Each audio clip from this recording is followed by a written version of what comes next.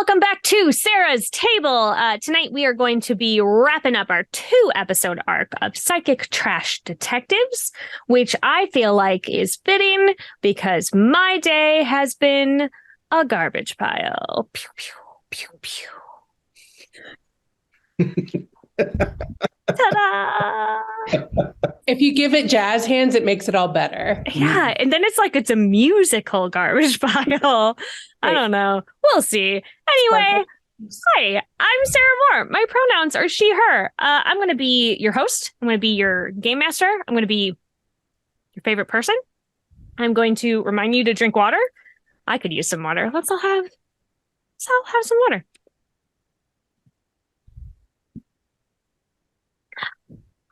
Good for what ails ya.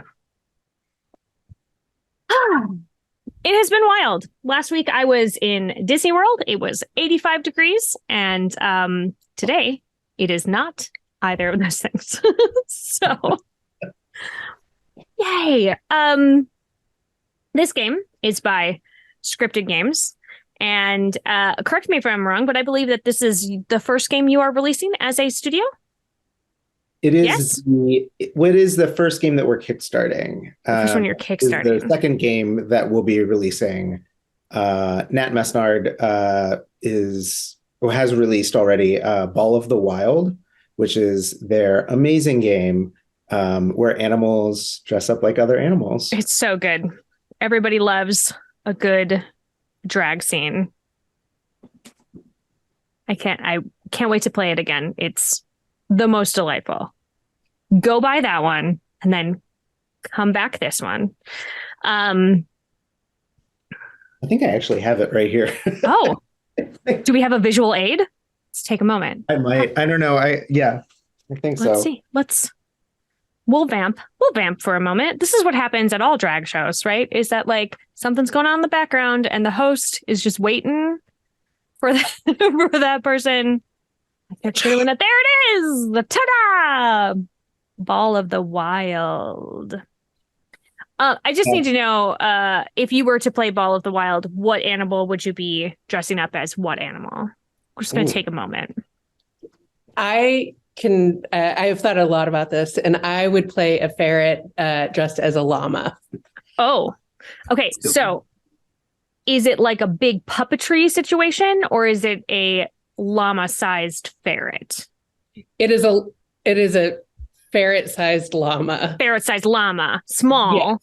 Yes. So not like a big llama with like a little ferret in its face, right? Or like a group of ferrets. It's just like 20 ferrets, like just like a bunch of them, like llama suit. Yeah. Well, it's got the corgi proportions of the way too small legs for like the rest of the body. Yeah, I was thinking of a very wee little like a little tiny llama. Yeah, tiny llama. I love it. What about you, Deidre? Funny, I guess I had corgi on the brain because I was thinking I would probably do like a rat or a squirrel dressing as a cute little corgi. Good. I won't make you all come up with your names at the moment, but I am interested, perhaps later, maybe after the break, we will discuss what your drag persona names would be as the llama and the corgi. Cody, who would you be? I am torn, but I think I'm going to have to go with sheep in wolf's clothing. Oh, classic. Yeah. For sure. I love it. Are you a male sheep or a female sheep? Who knows? No one will ever tell. No. You are a them sheep. Them sheep. Well, I guess the horns would kind of tell, but yeah, but they're covered. No, that's true. Because you're being a wolf. Gotta put the wolf ears somewhere. Something in the wolf ears. And Dustin? Well, I think I would have to be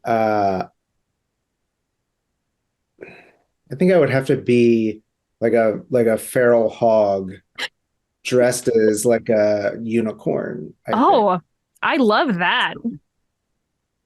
How elaborate of a unicorn costume are we talking? Or is it just a horn? Oh, no. I mean, I think it's like a rainbow tail. Oh, man. Yeah. A rainbow mane. I mean, I think that Hoggacorn is magical. Yeah. All right. What a wonderful start to this stream. What did you play as when you played, Sarah? I was a pangolin Oh, that's right. that dressed up as a fox, because then I could do this. I just love like little pangolins that seem like they're always reluctantly telling you bad news. Or that they like you. Yeah. My lord, the rebels, they're here. They're here. Oh no. Don't shoot the messenger. Yeah. Man, what a great game though. Excited to maybe steal Nat again and have them come on so that we can be more drag animals. Dragimals. It's in there somewhere. I'll find it. Really? Anyway, welcome to the tangents. Usually I don't lead the tangents, and yet here we are. Let's go around the table. And why don't you introduce who you are and also like who you're playing tonight instead of for a game that we are not playing. We just like to keep the audience on their toes. I'm going to start down with Dustin. Who are you? Who are you playing? What is the meaning of life? Go. Oh, okay. Yeah, we'll be here for a while. My name is Dustin Patrick Winter. I am one of the Scryptids from Scryptid Games. I'm also the partner of the person who created this game. My pronouns are he, him, and very excited to play tonight. I am going to be playing Jim, he, him, a bear that licks the sides of dumpsters and has very toxic, stinky breath as a ghost stalker. And doesn't know how to end a conversation, that guy. He really doesn't. He's gonna keep going for a while. Mm-hmm. King of the Midwestern goodbye, I would call him. Oh. There it goes. Welp. Yep. All right, I'm gonna hop over to Cody. Who are you? I'm Cody Bahn. I use they, them pronouns. I had very little to do with this game before the other night, so Sure. Just happy to be here playing. And who are you going to play today? I am playing Scritches, the skeptical and spooky armadillo, who only takes showers during the leap year because they believe it's bad luck to not do that. I love it. I love that we have already started building our band of stinky weirdos. It's my favorite. Deidre. Hi, I'm Deidre Dykes. She, they are my pronouns. I am kind of a local to the Baltimore area, longtime friends with two of the Scryptids. Was not directly involved in the making of this game, but when I was asked to be part of the playtest team, I was just so excited. Yeah, and who are you playing tonight, friend? I will be playing Evelyn Von Maple, an American crow who is tender-hearted and nostalgic, and has incredible fashion sense, wearing a piece of moldy bread around her neck like a Jacobean ruff. And it's got all the pretty blues and greens sort of getting on there. Like an ugly bruise, or a beautiful bruise, really. Yeah. She finds it charming. Obviously gorgeous. And you're so generous with it. You let folk nibble on it when they're extra hungry. Yeah. She's the mom friend, so she's got snacks just all the time. You don't even need a bag. You just wear them. Yeah. I should try that next time. And Tiffany, round us out, please. Hi, I'm Tiffany Salter. I'm one of the Scryptids as well. She, her. And I tonight will be continuing playing Jerome Robbins, he, him. He is a rat tail squirrel, which is not a breed, which is not like a species. It is a squirrel, a gray squirrel whose tail has been stripped. And to make up for that, he sometimes, whenever he finds chewed up gum, just maybe sticks it onto the end of his tail because he misses his fluff. And he is lucky and a celebrity, mostly because his tail is quite noticeable and the talk of the town. Yeah, it's hard to miss him. Yeah. So before we recap how we built our town last time, I'm going to do a quick safety discussion. It's really important as a responsible game master and player at the table and human being to know where everybody's lines and veils are. Here on Sarah's table, you will never find sexual violence, violence against children, or withholding food as punishment or starvation. Do we have any other lines that we would like to add tonight, players? Okay. If we end up crossing into something that you are uncomfortable with, that you didn't know you were going to be, you can throw up an X so that we can see it. You can also message me in the Zoom chat or like text me, or if you feel comfortable, you can be like, hey, maybe not. And then we'll just walk it back, go another direction. No problems whatsoever. So on our last episode, we built our beautiful town, Hillsville. I feel like the planning commission on this town could have had more direction. I'm going to just say it. It feels a bit slapdash from like an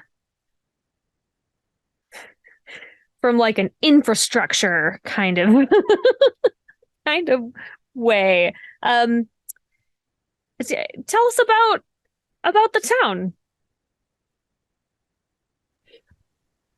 Well, Hillsville has a giant hill, at the top of which is the Pie in the Sky Pizzeria. We also have a jungle gym that we are sort of used to going and hanging out in, and adjacent to that is a water tower.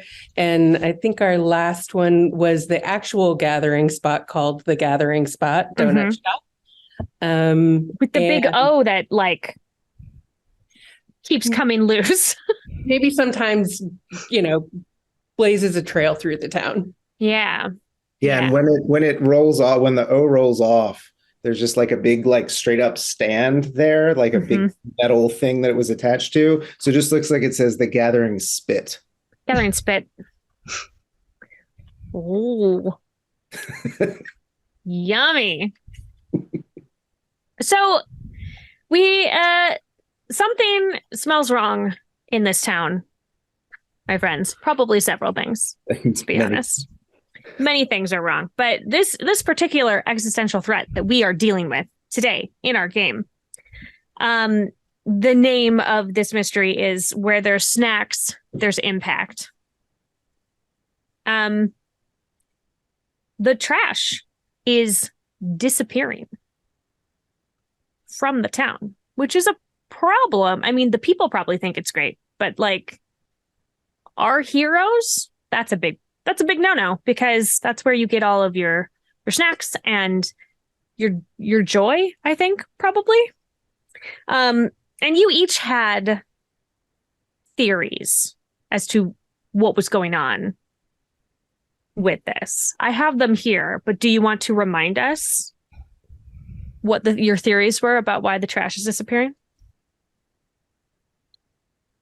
I think I remember mine. I think, Evelyn, when I was younger, the children would stab trash with pointy sticks for Earth Day. I think the children are stealing the trash.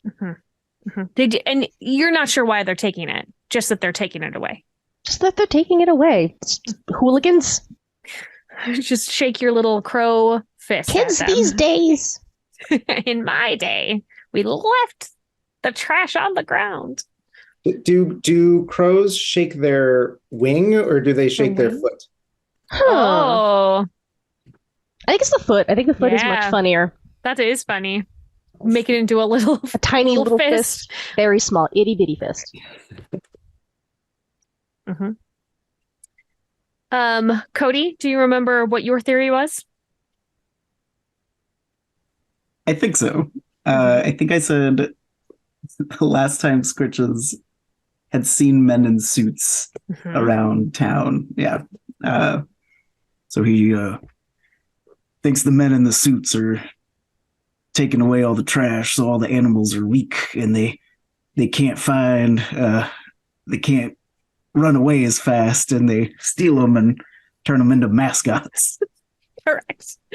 I have to tell you, the funniest thing when you brought that up, I live just down the street from the Mascot Hall of Fame. It is a giant pink building that looks like a monster. And I can't make this up. It's real, I swear. And so when you were like, turns them into mascots, I was like, oh, just like, it's right over there. Like, maybe they're taking them to the Mascot Hall of Fame. That's the factory. It's the factory that they make mascots in. I had no idea this existed, and now I have a new vacation destination. Come visit. We'll go down. They also have a Build-A-Bear in the Mascot Hall of Fame where you can build the mascot that is the building and take it home for yourself. Wild. I will send you all pictures in this chat when we are done this game.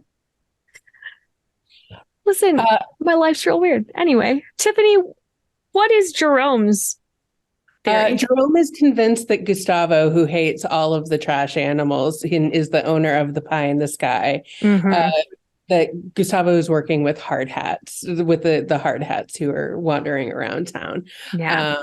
And yeah. Yeah. And Jim. So sweet Jim. sweet Jim. I mean, I think that Jim probably at a party voiced his initial theory, which was a little bit conspiracy theory-esque.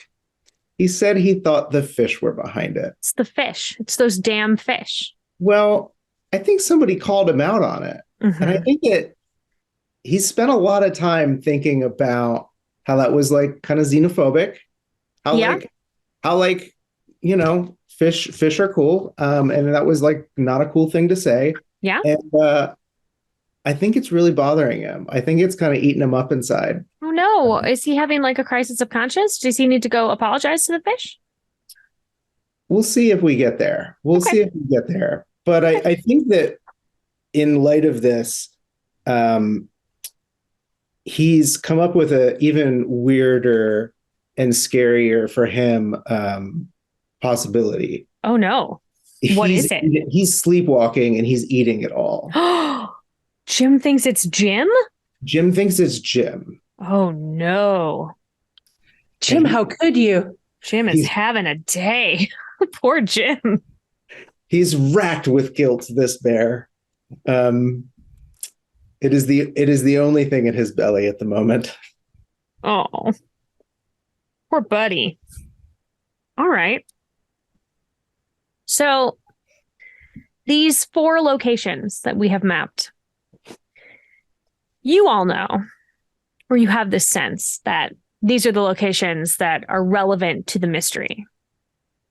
So we're going to try to visit each of our locations before the sun rises, because at sunrise, Waste Management is going to collect all of the trash in the setting. You are not going to be able to have visions relevant to solving this mystery. So, as a group of brave, strong, dignified heroes, you get to determine the order of your visit. So where are we going first? Are we going to the top of the water tower? Going to the pie in the sky? We're going to go to the gathering spot, our donut shop, or are we going to go to Melody Kern's Memorial Playground?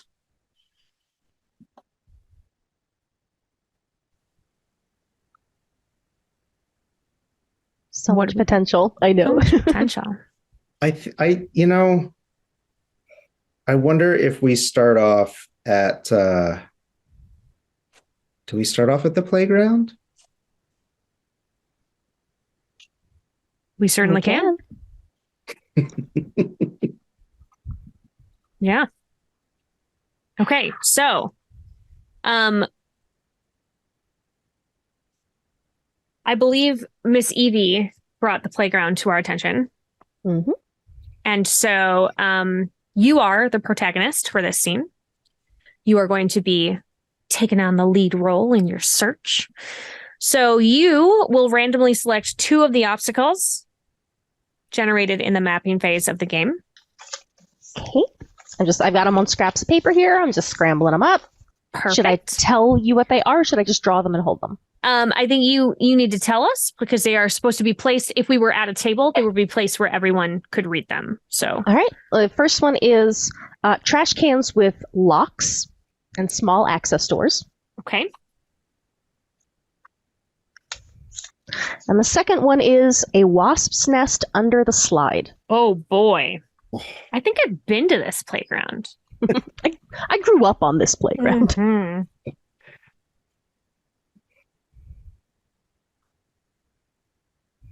I feel like we all know this playground, and for some reason we went back multiple times. Because it's the only one, right? Even after the wasp stings, like yeah, you still went back. Like it's a haven away from your parents, right? Like this is where you can go be a kid. Okay, so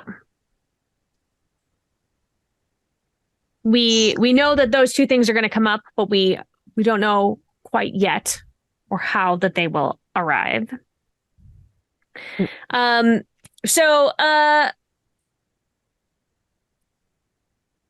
tell me, let's set the scene, right? You're each gonna look at your trash, and you're each gonna use one piece of the trash that you have collected to inspire a sensory detail to add to the scene.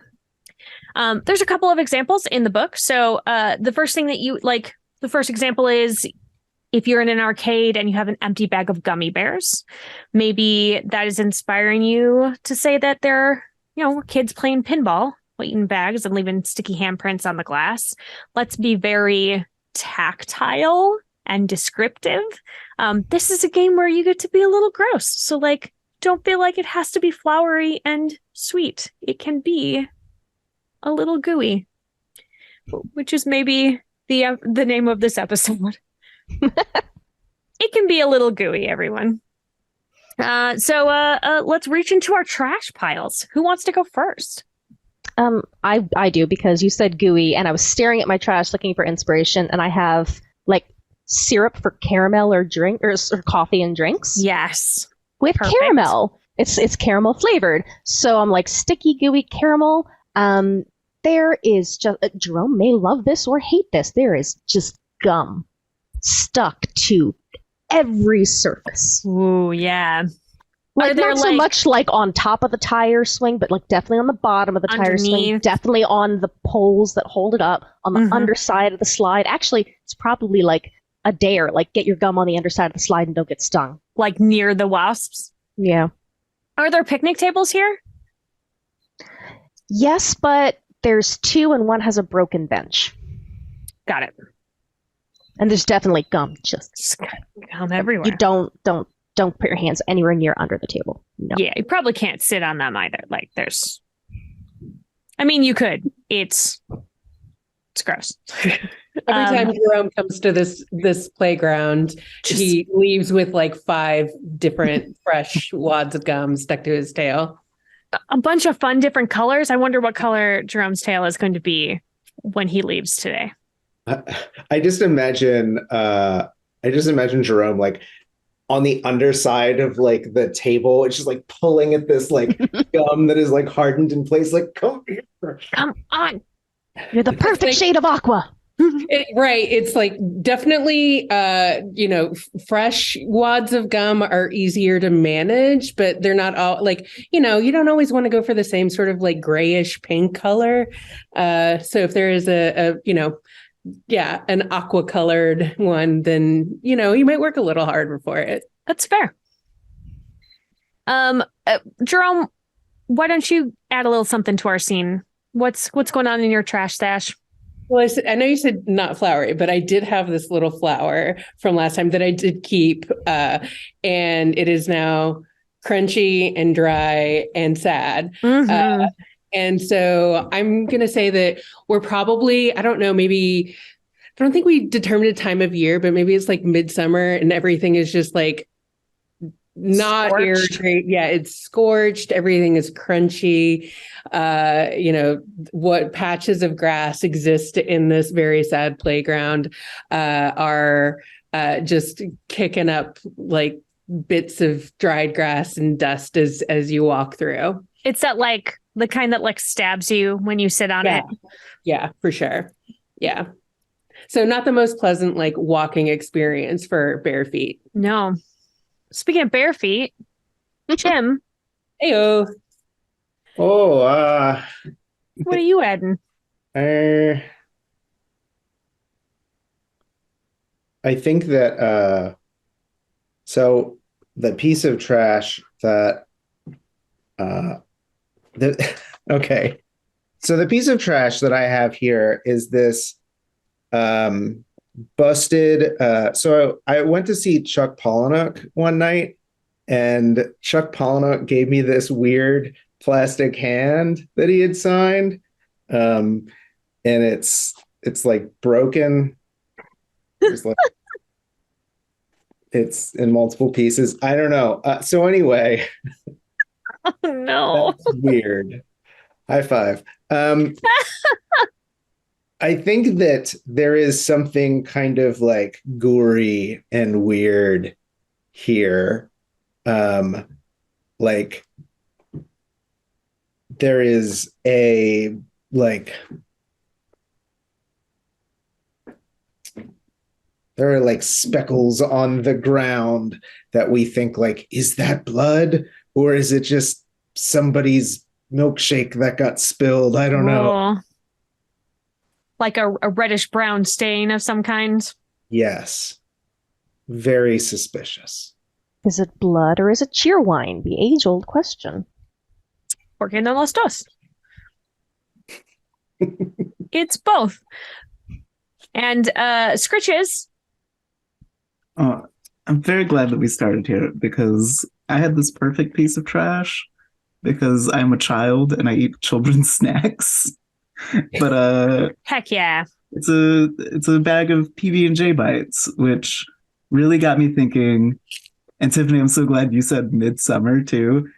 It really got me thinking about the vomit underneath the tire swing that we rode in. Oh boy.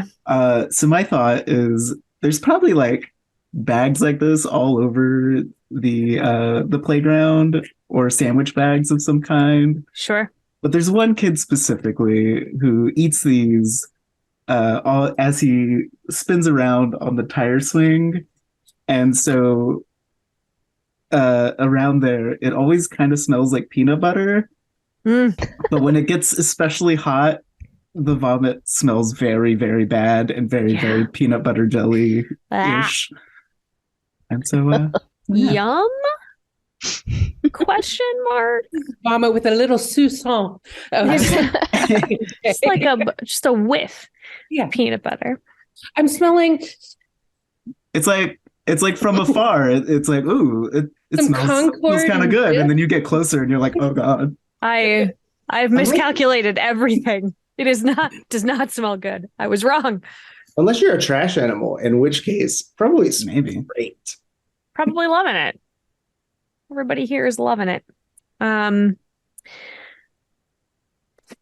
right. Well, Miss Evie, it is time for you to search for trash clues. So all of this is going to take place within our safety mechanics. So everybody is ready to yes and what is going on here. So to get to the end of our location, there's a couple of steps. We will be resolving both of the two obstacles that we were able to determine were going to be a problem. And then you need to locate your psychic trash that I believe you have Dustin's psychic trash. That is what I have written down, so fantastic. Perfect. So I would love to set the four of you loose into this very vividly described in tactile and smelling playgrounds. I think you all decided to start here because like maybe this is where you meet up the most frequently as a group. You all came here. You know, there's usually a lot of trash here because there are children, and where children go, they drop a lot of stuff. Ask any dog. That is what happens. So you are here, and surprisingly, the trash is a touch sparse. Like, there are a couple of food wrappers. There's definitely still gum on stuff. There's, you were able to see that, but like, usually at this time of night, there's a lot more here. So what would you all like to do first? Miss Evie, lead us through. Lead the charge. All right. So I would like to think that we arrive together. Miss Evie tends to ride on Jim's back. She's a little old. If she can save herself a little flying, she's going to do it. And the whole time she's been like, the little ones with their sticky hands, I think they're putting their sticky hands on the trash and they're taking it with them. And I think the first place to look is the playground, where they're the stickiest. And when we arrive, she alights over to the tire swing and then kind of like flutters back and forth a little bit to sort of swing on it. Again, birds don't really have a sense of smell, so the vomit thing, not a problem. Not an issue. No. Very lucky for you. There is always a lot of snacks around here. Mm-hmm. See, Jim really loves those, those little animals with like the handles and they're on a spring. On like the little boingy. Yeah. He loves those. And in fact, it's his favorite place to go and think. So as soon as he can, he just makes a beeline for that thing. Perfect. I do want to point out that when you are resolving challenges, if someone resolves a challenge in an especially character-driven way, like bringing in your grossest thing about you, things like that, if you're able to use it, that other players can reward you by gifting them a piece of excellent trash from their personal stash. And we're all trying to be the trashiest trash detectives. So whoever has role played the hardest as their character by the end of this will have a little trash trophy made of trash.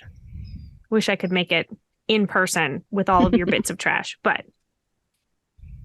so just keep that in mind as we're going. So we got Jim on the little, I don't even know what those are called, the little boingers. Yeah, little boingers. Which kind of animal is this that you are riding on right now? It's a little blue bunny. Love it. Not often that a bear gets to ride on a bunny, and I am here for it. And we've got Miss Evie on the tire swing. Scritches and Jerome, where are you heading? Well, Scritches is headed all over the place. So Scritches is going to go over to the slide and check it out. And then you mean Jerome? You are Jerome, friend. Did I? Oh, yes. Well, I was going to. Okay. I was just rolling with it. I was like, yeah, probably. Scritches. So there's some good over here, and then go over to the teeter-totter and check out the teeter-totter. Basically just checking out all of the gum and finding which one is the best, and settling in underneath the merry-go-round and like, hey guys, we got a hot load down here. Hot load down here. But also some really good gum. What? Gross. Scritches is very excited to hear that because Scritches loves the merry-go-round and was going there anyway. Great. But so Scritches checks out the gum and then gets on the merry-go-round and goes, Jerome, you mind giving me a push? I like to roll up into a ball as the as the merry-go-round goes around, and I just stay in one place and I just roll. It's really fun. Hold on, buddy. Mm-hmm. And gets kind of gets on his side and like starts clawing at the edge of the merry-go-round. Hold on, buddy. I'm working on it. Like all 4 feet going. Like, yes. I mean, it's very big and metal, and you are very small, so I think it's not going super fast, but it is moving. You got it. Got it started. I'm trying to get you there, bud. From Scritches' ball, you just hear a wee. I like that it's a real like deep voice. Wee. Okay, I'm going to say that while you are all moving, that Jim, at your feet, you hear a little squeaking going on. Oh, like what kind of a squeaking is this? Is this a live squeaking, or is this I may be breaking this thing squeaking? It sounds kind of alive. Jim, is very conscientious and careful, freezes in his rocking, and very carefully takes one bare foot out and carefully puts it on the ground, and then one other bare foot down, and starts kind of like looking around to see what it is. Underneath the blue bunny, there is a little tiny brown bunny. Oh my gosh. Hey,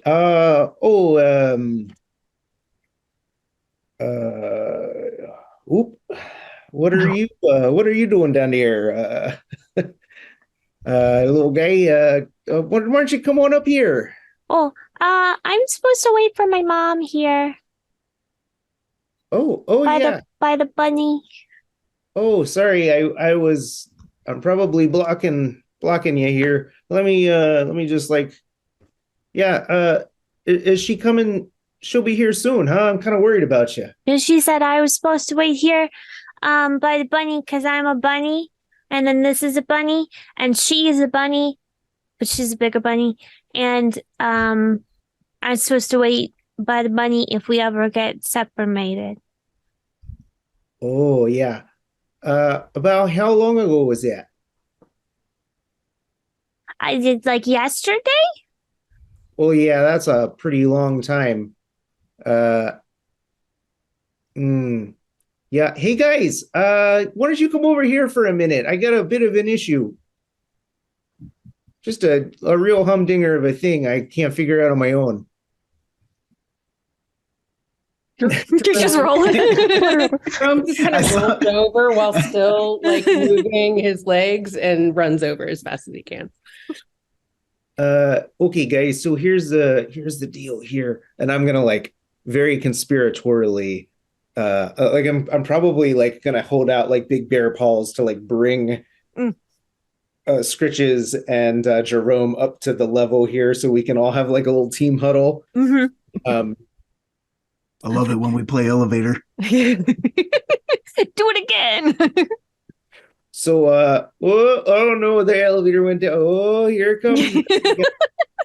Hey guys, so I want to keep this on the down low, but I think I'm worried about. There's a little bunny here, and she says that she's waiting for her mom, but that was yesterday, and it seems like they got separated. So maybe we need to. I don't know.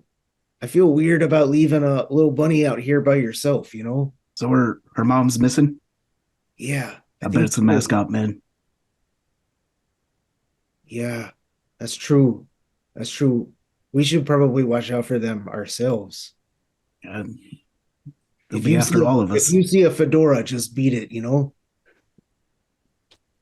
I feel you there, Jim.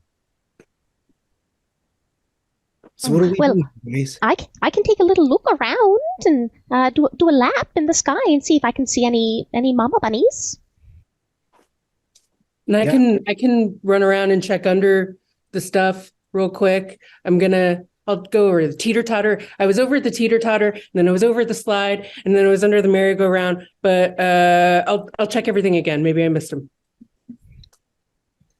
That sounds good. Hey, Scritches, what are you gonna do?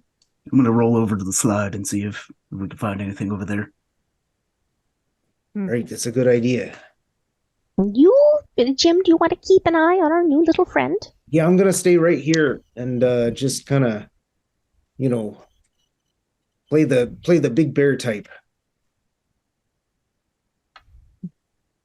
The bunny's just been like at your feet, just staring up at you.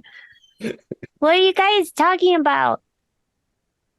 Oh, we came here looking for some trash. We were just trying to figure out if where the trash went. Have you seen any trash around here?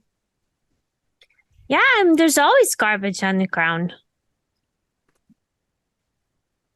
Have you seen any really, really good stuff? What do you mean? Like I don't know, something real stinky or real weird looking. Yeah, there was a cup that had like a squishy stuff in it, and then it melted real big, and then there was a bunch of bugs in it, and my mom wouldn't let me touch it. Oh, okay, yeah, that's probably a good idea. It's probably real bad for you. Where is it? It's over by those big green boxes. The big ones. Oh yeah, no, I know those. Jim's stomach, I think, rumbles audibly, like mention of a dumpster. Yeah. And it's all he can do to stay here and talk to this rabbit and not just bound over to the dumpsters. He's like trembling a little bit. There's some like air sweat. There's just also sweating.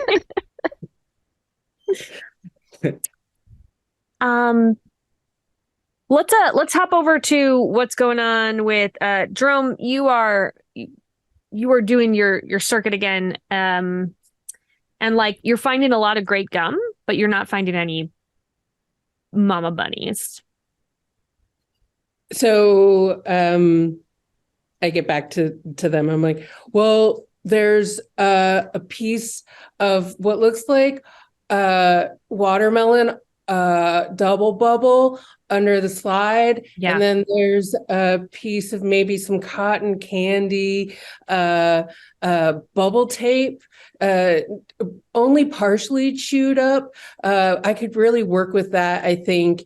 And like clearly has lost the plot. It just like goes on about all of the beautiful gum. There's some real choice, fresh stuff like that you haven't seen in a while. So I understand.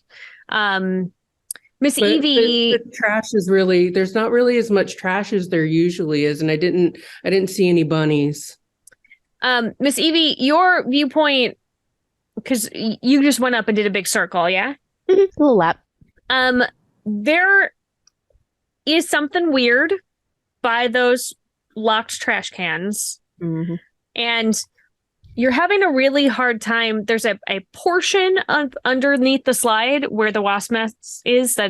It's just really hard to see, unless you're like right underneath it. So you can't really tell what's there either. But those two places seem very, very suspicious to you. And then Scritches, how far under the slide are you going? I think I would walk like all up underneath it, trying to find like if there's any hiding holes where the bunny may have like burrowed down or kind of. Well, you have walked under far enough that you have activated our wasp's nest problem. No.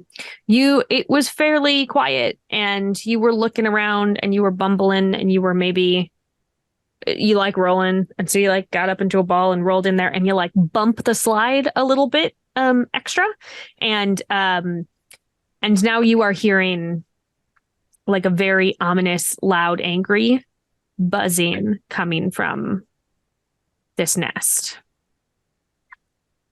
And they're starting to like come on out. Sorry to disturb you folks, but y'all seen a bunny anywhere?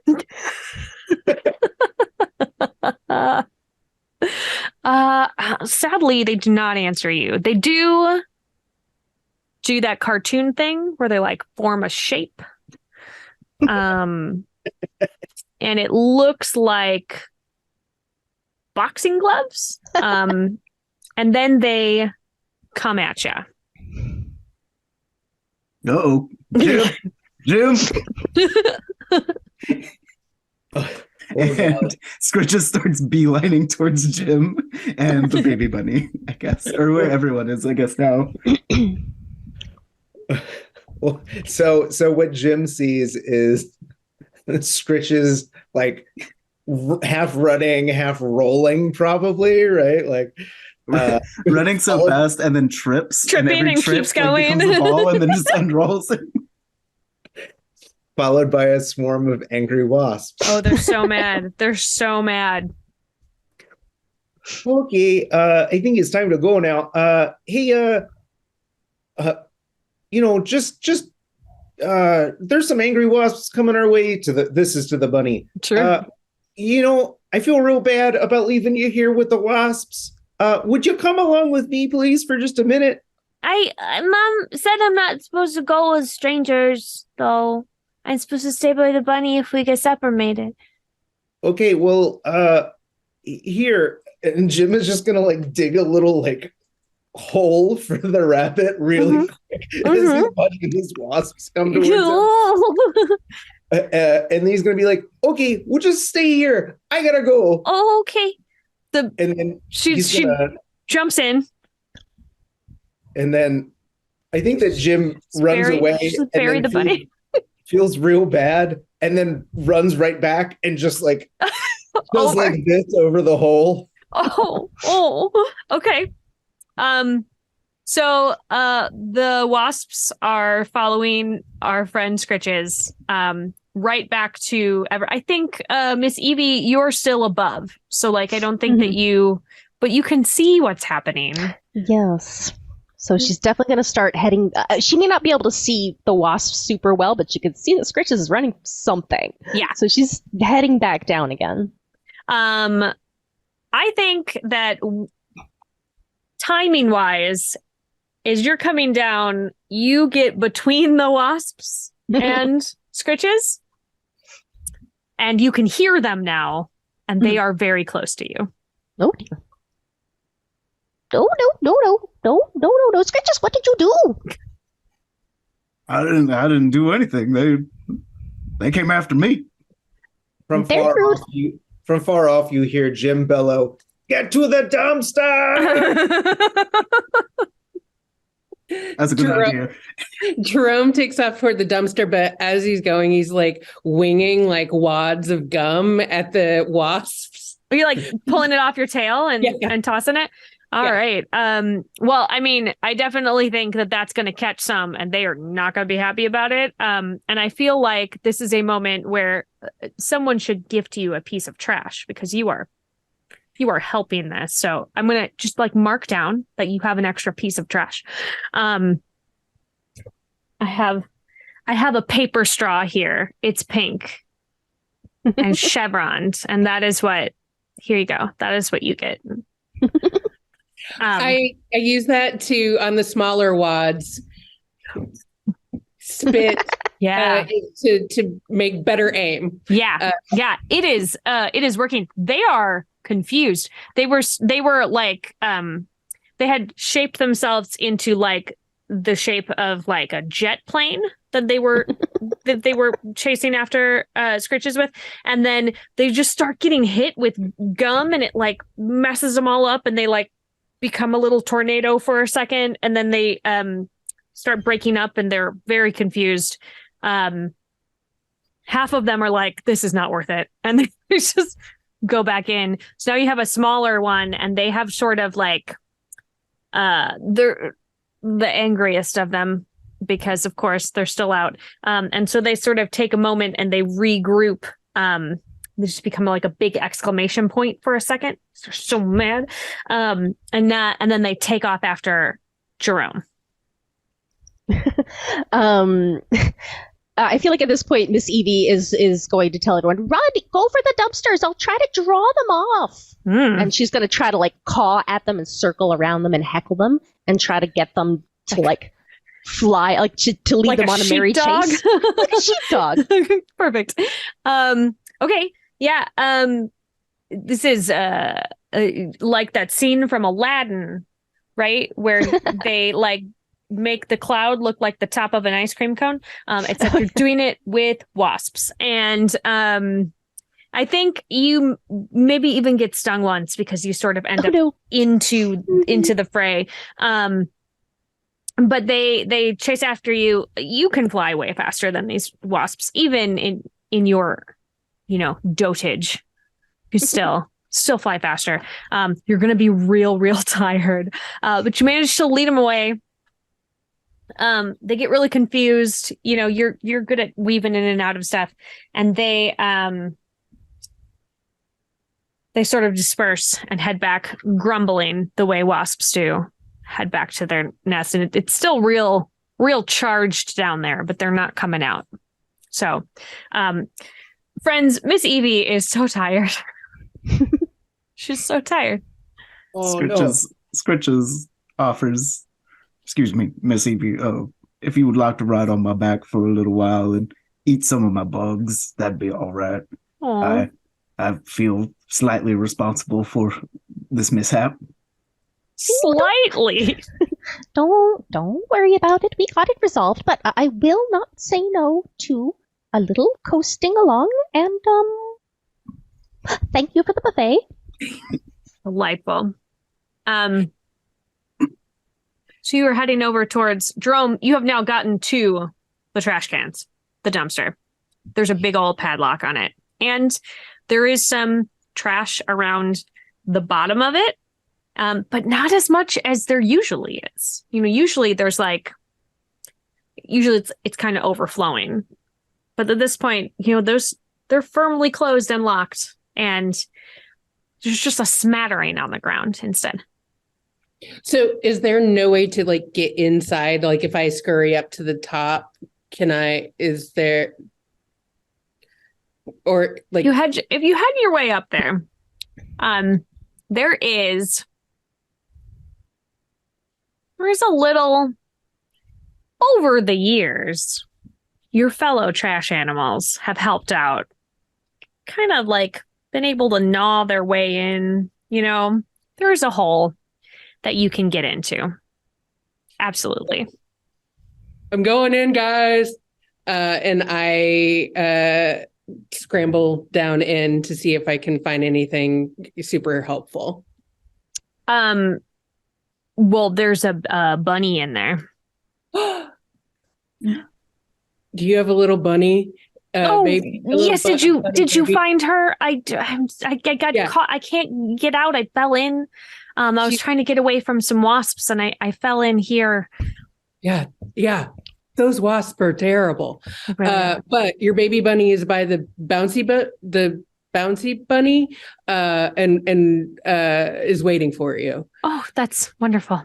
I don't know how to get out of here. I can't jump up, and I've been trying, and I'm stuck in here. Do you think you could climb on my back? Oh, or I think I got a little bit of gum left. Maybe we can like make a harness and like haul you out with, like, stick you to I don't know. I look around. Is there like any string or anything at all around that I can like? So there's one of those orange bags. Like this? The mesh. Just like that. Okay. So this is what we're going to do. If this sounds okay. You want to get in this, right?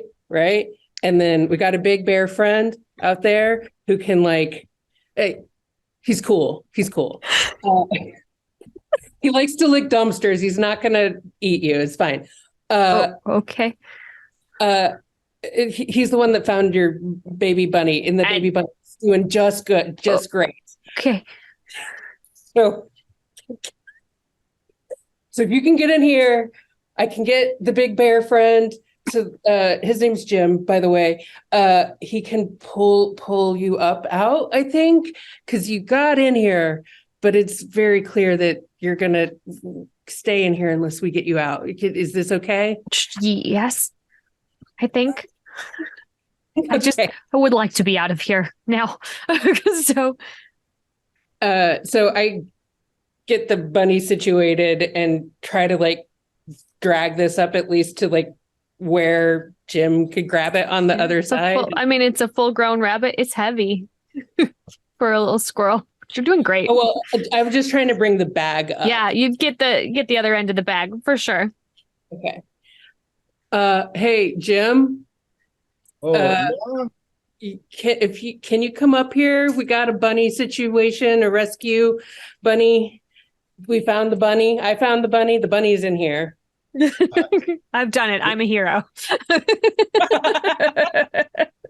Jim is like on the ground still with his like head buried in the like wood chips, and he says, "Are the wasps gone?" I don't see any more. Okay. Scritches has made their way with Miss Evie on their back over towards Jim and is just like, We'll take over Baby Bunny Watch if you want to go help out over there. Okay. Yeah. He stands up, brushes himself off, and makes his way on over to the dumpster. Okay, Jerome, tell me what's the plan here? So Jerome is sitting on the side of the trash can, just like with the tail end. Well, not the tail end. Heyo.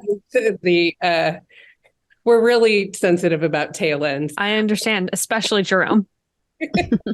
And can you like stretch up and grab this and it's the bunny's too heavy for me. Jerome, I can't understand what you're saying there. You got to take the red string out of your mouth. Here, let me hand it. So he takes it and he holds it and he says, "Okay, so now pull on that. Just pull on it. It's got a bunny in there. Just pull it. Pull the." Okay, so he does. You get the bunny out. She's like in a sling on it at the bottom. Like, oh, she looks alarmed because you are a bear. Oh, hey, yeah, no, don't worry about it. I'm fine. I'm just a trash bear. I'm just kind of a garbage animal here. Oh, okay. You found my little baby bunny? Oh, we found a bunny. Are you related? Yep. That's my Okay, cool. Well, what a coinky dink, like, let me take you over there. And then Jim will take the bunny over to the other bunny and let out of net. She's very, very, very grateful. But there is a little thing stuck to her inside the bag, which I'm going to say is the psychic piece of trash that Miss Evie will grab it. Yeah. So I don't know if it's shiny or not, but she sees something amiss and she kind of goes into, it's not too much trouble. You've got a little something. Could I help you with that? Yes, of course. And she pecks it up. Pecked it right off that little bunny booty. Dustin, this is your psychic piece of trash, and so we're gonna have to figure out what it is. Should I read it aloud? Should I message Deidre privately? I don't know what's going on. I think you can read it aloud.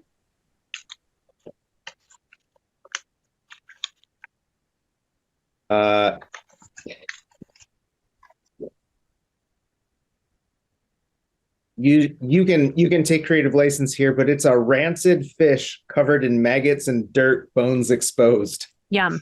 Mm-hmm. Good. Yeah, that was just stuck right on the bunny's butt from the garbage can. So now we're going to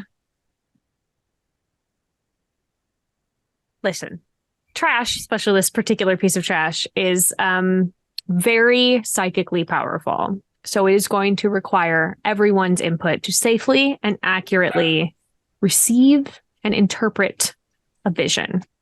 So otherwise you'd be overwhelmed. I was almost overwhelmed just by the description, so I get it. So I would like to know how each of you interact with this piece of trash. I mean, you can eat it, you can hold it, you can lick it, you can roll around in it. Tell me what you are doing. Jerome just touches the end of his tail right in the eye socket. Blech. Mhm. Yeah, Miss Evie is holding it aloft by the tail and kind of has a good grip on what is left of the tail fin. Mhm. It's just displaying it for anyone else. Mhm. Scritches. I think Scritches would roll up into a ball and just roll over on top of it, and where the bones are exposed, just kind of like cradle like back and forth in that little hole. Vile. Good. Jim.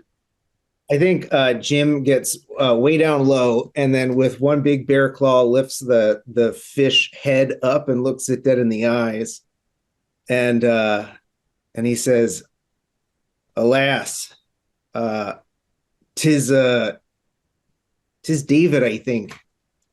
Oh, you know this particular fish. I knew him, Scritches."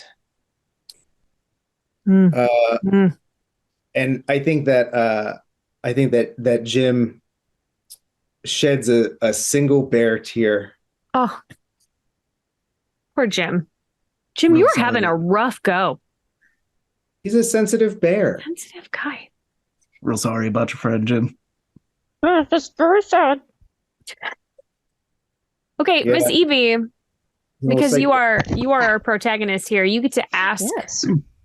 a pertinent question. So it's gotta be a question starting with who, what, when, where, why, or how.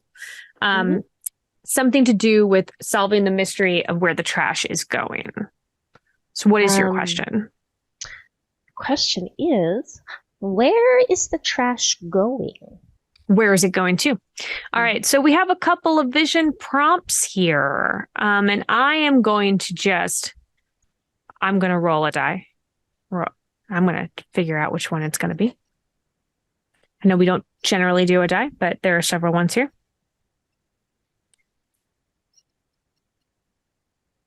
Okay. We are going to start with sensory memories. So starting with the protagonist, each player is going to contribute one specific sensory detail in turn until the vision is complete.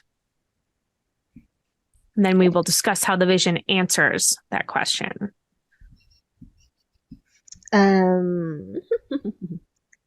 Oh, I see conveyor belts. It's moving piles of trash from one place to another. Okay. Jim, what do you see? With sensory detail, right? So I don't think that Jim sees anything. I think he hears it. Okay. What does he hear?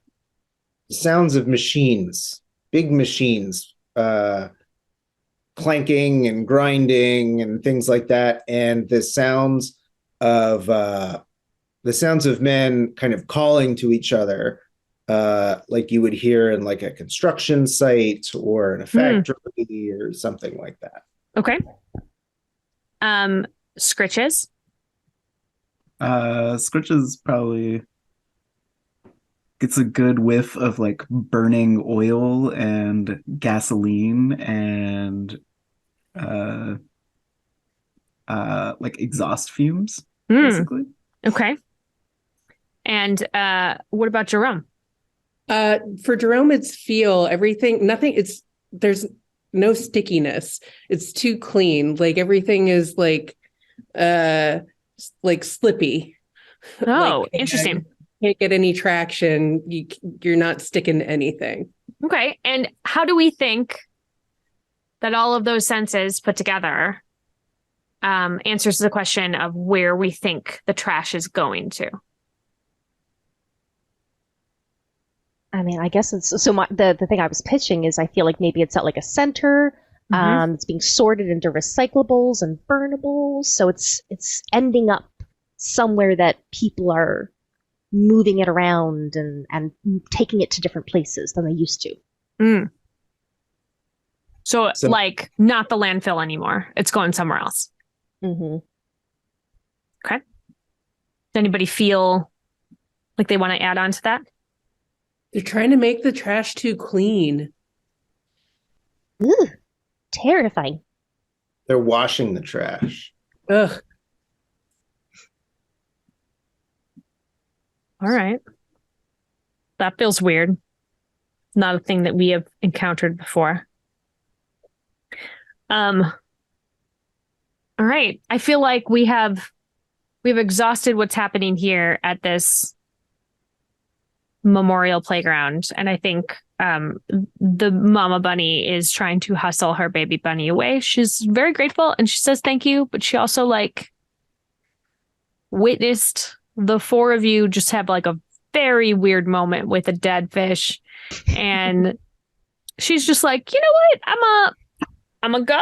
Like, you guys do. Come on, Scrumps, come on. And so the two, they hop away as quickly as possible. So you don't want any of this? What? So nice Bye, of bunnies. you. So nice. They just scoot away. Did anybody get the name of that bunny? No. You heard that the baby was named Scrumps. You didn't find out what Mama's name was. Probably awfully rude of us not to introduce ourselves. I mean, it's a very traumatic moment. I totally understand. I feel like before we transition into our next place, that maybe we should take our bio break.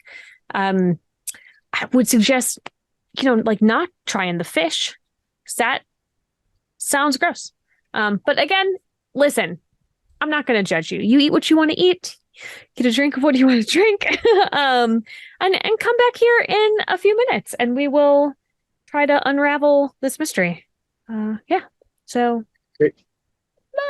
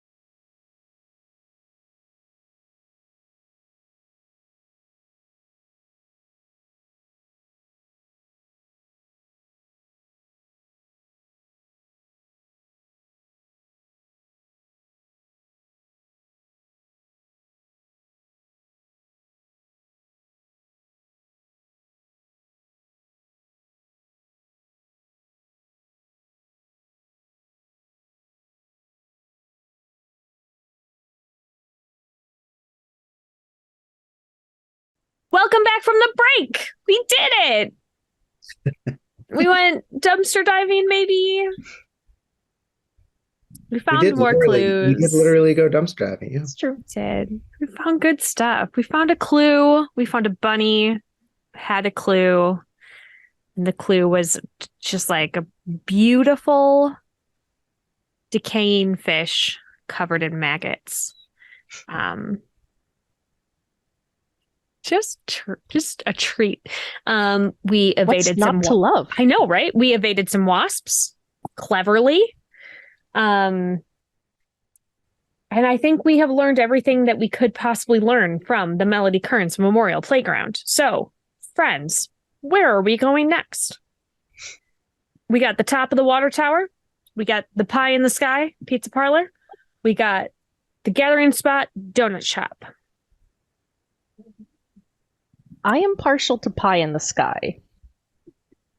I was gonna say that because it's the highest point, and I think after that clue we got, Scritches would be like, we should go get a topside vantage point and see if we can spot where they're taking the trash. Very smart. Does everybody feel good about pie in the sky? Yeah, Gustavo is all about cleaning up the trash, so let's go check him out. All right. I believe that Jim is the one who contributed pie in the sky. Am I correct? Yep, that's right. Yeah. All right. So you are going to be our protagonist, sir. So the first thing that we need to do is for you to tell us our 2 obstacles. Oh, right. Cat, can I have my paper back, please? You cannot. Cat? Your cat is a trash animal. She really is. The cat is one of the obstacles, obviously.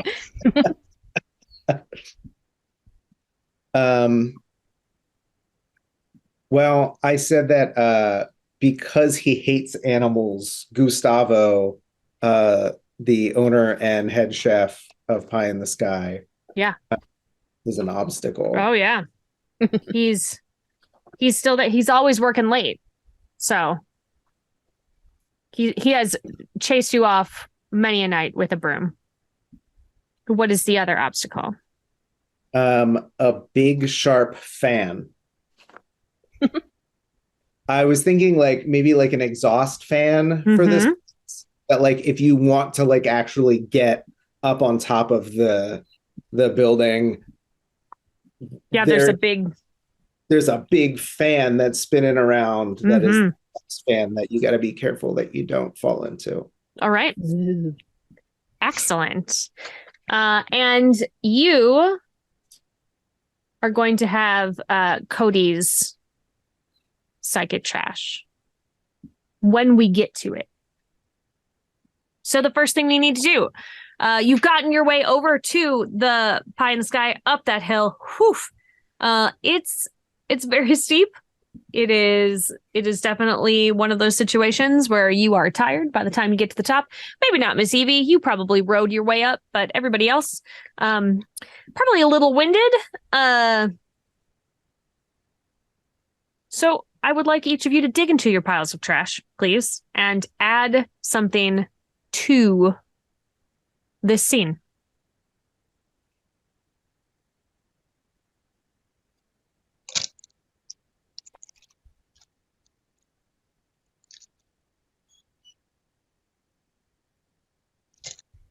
Trying to be inspired by Cheetos. I don't know if it's coming. I am often inspired by Cheetos. I have to. Oh, what does that say? Standard baking. Standard baking. It's a baguette bag. Oh. And I think that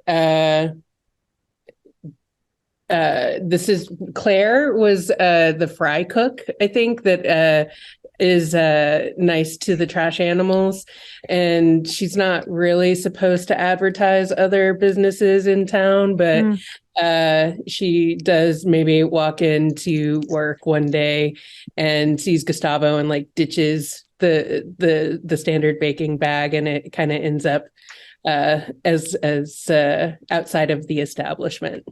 Is there anything left in that standard baking bag? Like, I mean, so like there's a heel of a baguette that like she had like rolled down the top of it. She was gonna save it for lunch. It's the heel of the baguette, like with a little bit of brie in there. Yum. That sounds delicious. All right. So I was inspired by the Cheetos bag. Like many pizza parlors might have, they've got one of those stands with like bags of chips clipped to it that they sell or whatever, like 50 cents. But this one is rusty and broken. So it's just kind of leaning against the dumpster outside. Like kind of like very creaky and it turns in the wind a little bit.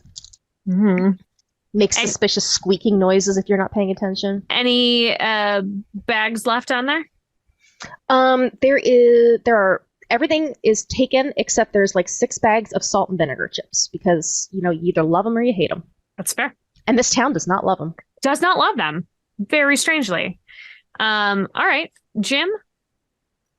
So my piece of trash is this kitchen timer, which was a lovely gift that didn't work from the moment I opened it up. It rings when it is not time to take things out. And then when it gets to the time where it's time to take things, it doesn't do anything at all. And so I am thinking that the detail that I am adding here is that something inside has burned. Because it did not come out at the right time. So it's just sort of, in general, smells a little burnt all over. Yes. And probably the burnt stuff is back in the dumpster because they couldn't sell it. No. So lingering malaise of burning. And the vent fan is definitely on. It's definitely on. Just high speed trying to get that out of there. All right, Scritches, what are you adding?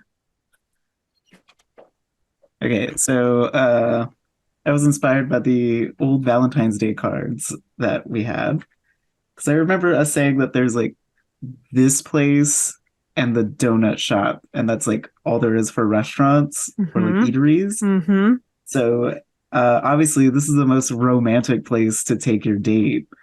So scattered all over the parking lot is like rose petals, like love notes, cards, and like old gross sticky wrappers from like chocolate that dates have gotten their other dates. Yep. And just somewhere in the middle of the parking lot is like one abandoned engagement ring because my husband there be. Oof. This is like, do you guys have White Castle out by you?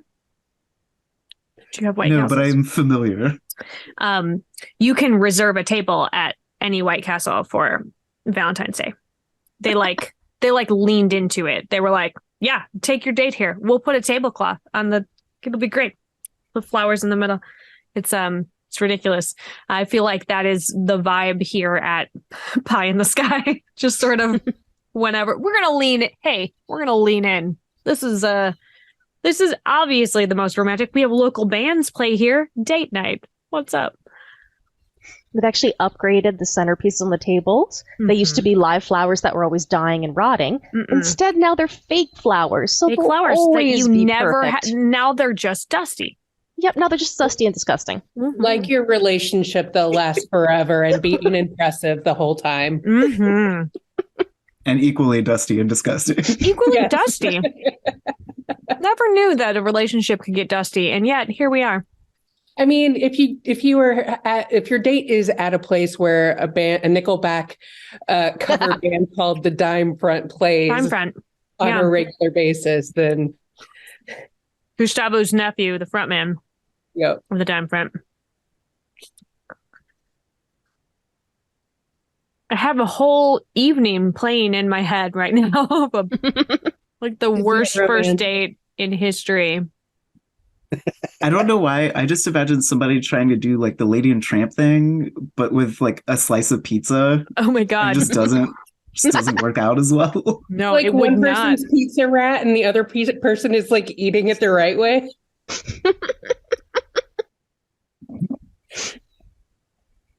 Okay, so be honest. Will you be my pizza Do the trash animals also go on dates here in the alley behind? Oh, I'm sure. I But feel only like on this days is, when Gustavo's not working. yeah.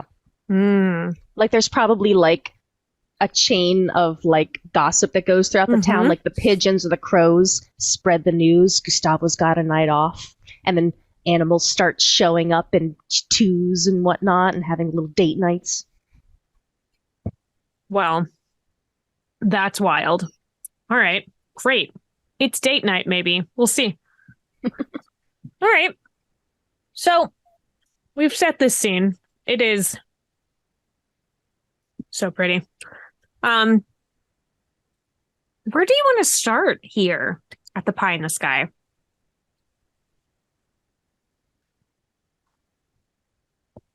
Well, we said that we need to get up on top of the roof.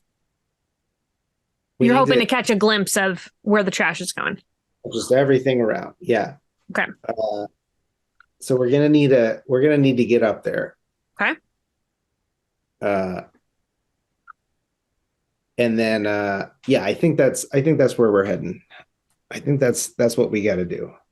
We got to do it in a way that we get around Gustavo, who is constantly coming outside for smoke breaks. He smokes more than he works, I think. Yeah, definitely. That's why things are burning. He's just constantly walking away from the ovens. He thinks he'll remember it, but he just doesn't. No. Claire is the one that really runs the place. Yeah, for sure. If anything is unburnt, it is because of Claire. Yeah. Um, It's a pretty busy night. This place is packed. and I am a bear. And Yeah, you're a bear. you are a bear. Dime Front is playing tonight. You think that would have the opposite effect, but no. Well, here's the thing. They don't usually play on Friday nights because it is prime date night. And so they convinced Gustavo to let them play on prime date night, and people were already going to come.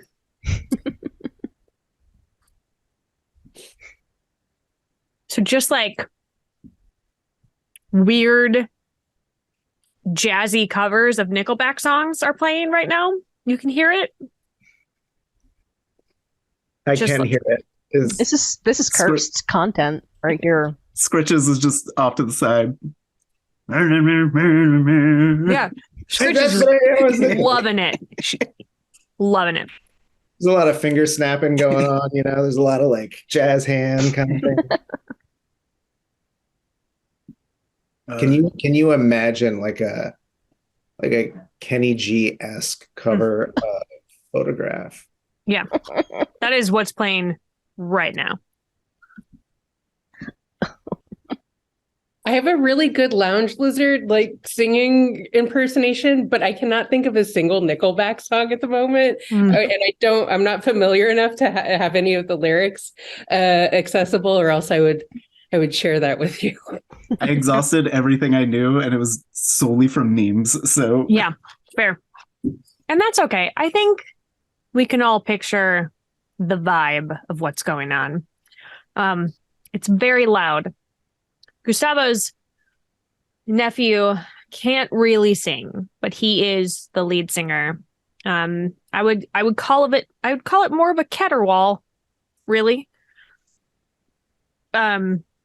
Which is great. You know, maybe that'll cover some noise. But you are approaching the alley, and Gustavo steps outside to have another smoke break and ostensibly get away from Dime Front just for a moment. So he is outside. He doesn't understand why, because he thinks that this awful music is great. Because he's the sweetest little bear. Why aren't you proud of your nephew, Gustavo? What is wrong with you? You're a bad person. You're the worst uncle. Like his nephew is obsessed with like both Nickelback and also Dean Martin, and is like, He is definitely wearing one of those t-shirts that looks like a tuxedo. absolutely. Absolutely. And Gustavo owed his sibling a favor. Correct. A big one. Yeah, like blackmail worthy, like favor. Mm-hmm. Mm-hmm. All right, so we got to get past this guy. And I'm a bear. So low profile here. I don't actually know what Jim is doing because like it is hopping. Jim is probably literally inside of a dumpster, like peeking out like at things, because it is the only place that provides him enough cover. Mm-hmm. I'm sorry. I just got the really cute image in my head of like all four of us just peeking like slightly out of a dumpster. Yeah. You are all in the dumpster, and a busboy comes out and just like dumps a tray of trash just right on you. Yes. Ooh. You just and then pauses because they could have sworn they heard something go yes from the dumpster, but that can't be true.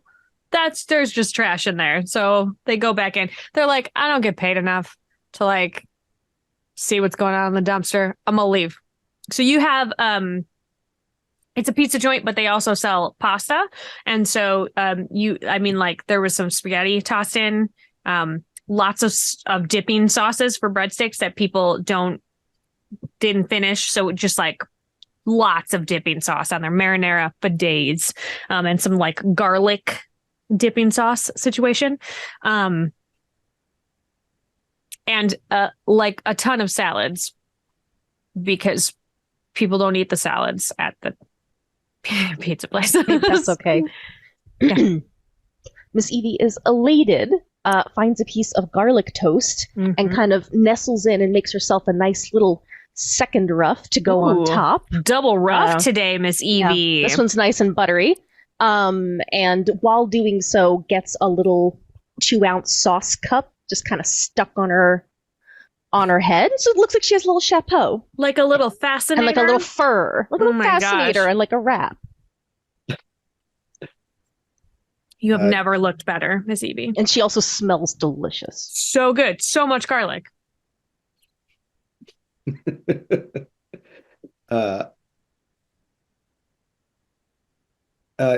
Jim picks up just like a bunch of the lettuce, and he's like sifting through it. And he says, the trouble with this stuff is you can just never wait long enough for it to get like properly wilted. And he just throws it down. He's just disappointed. It's too fresh.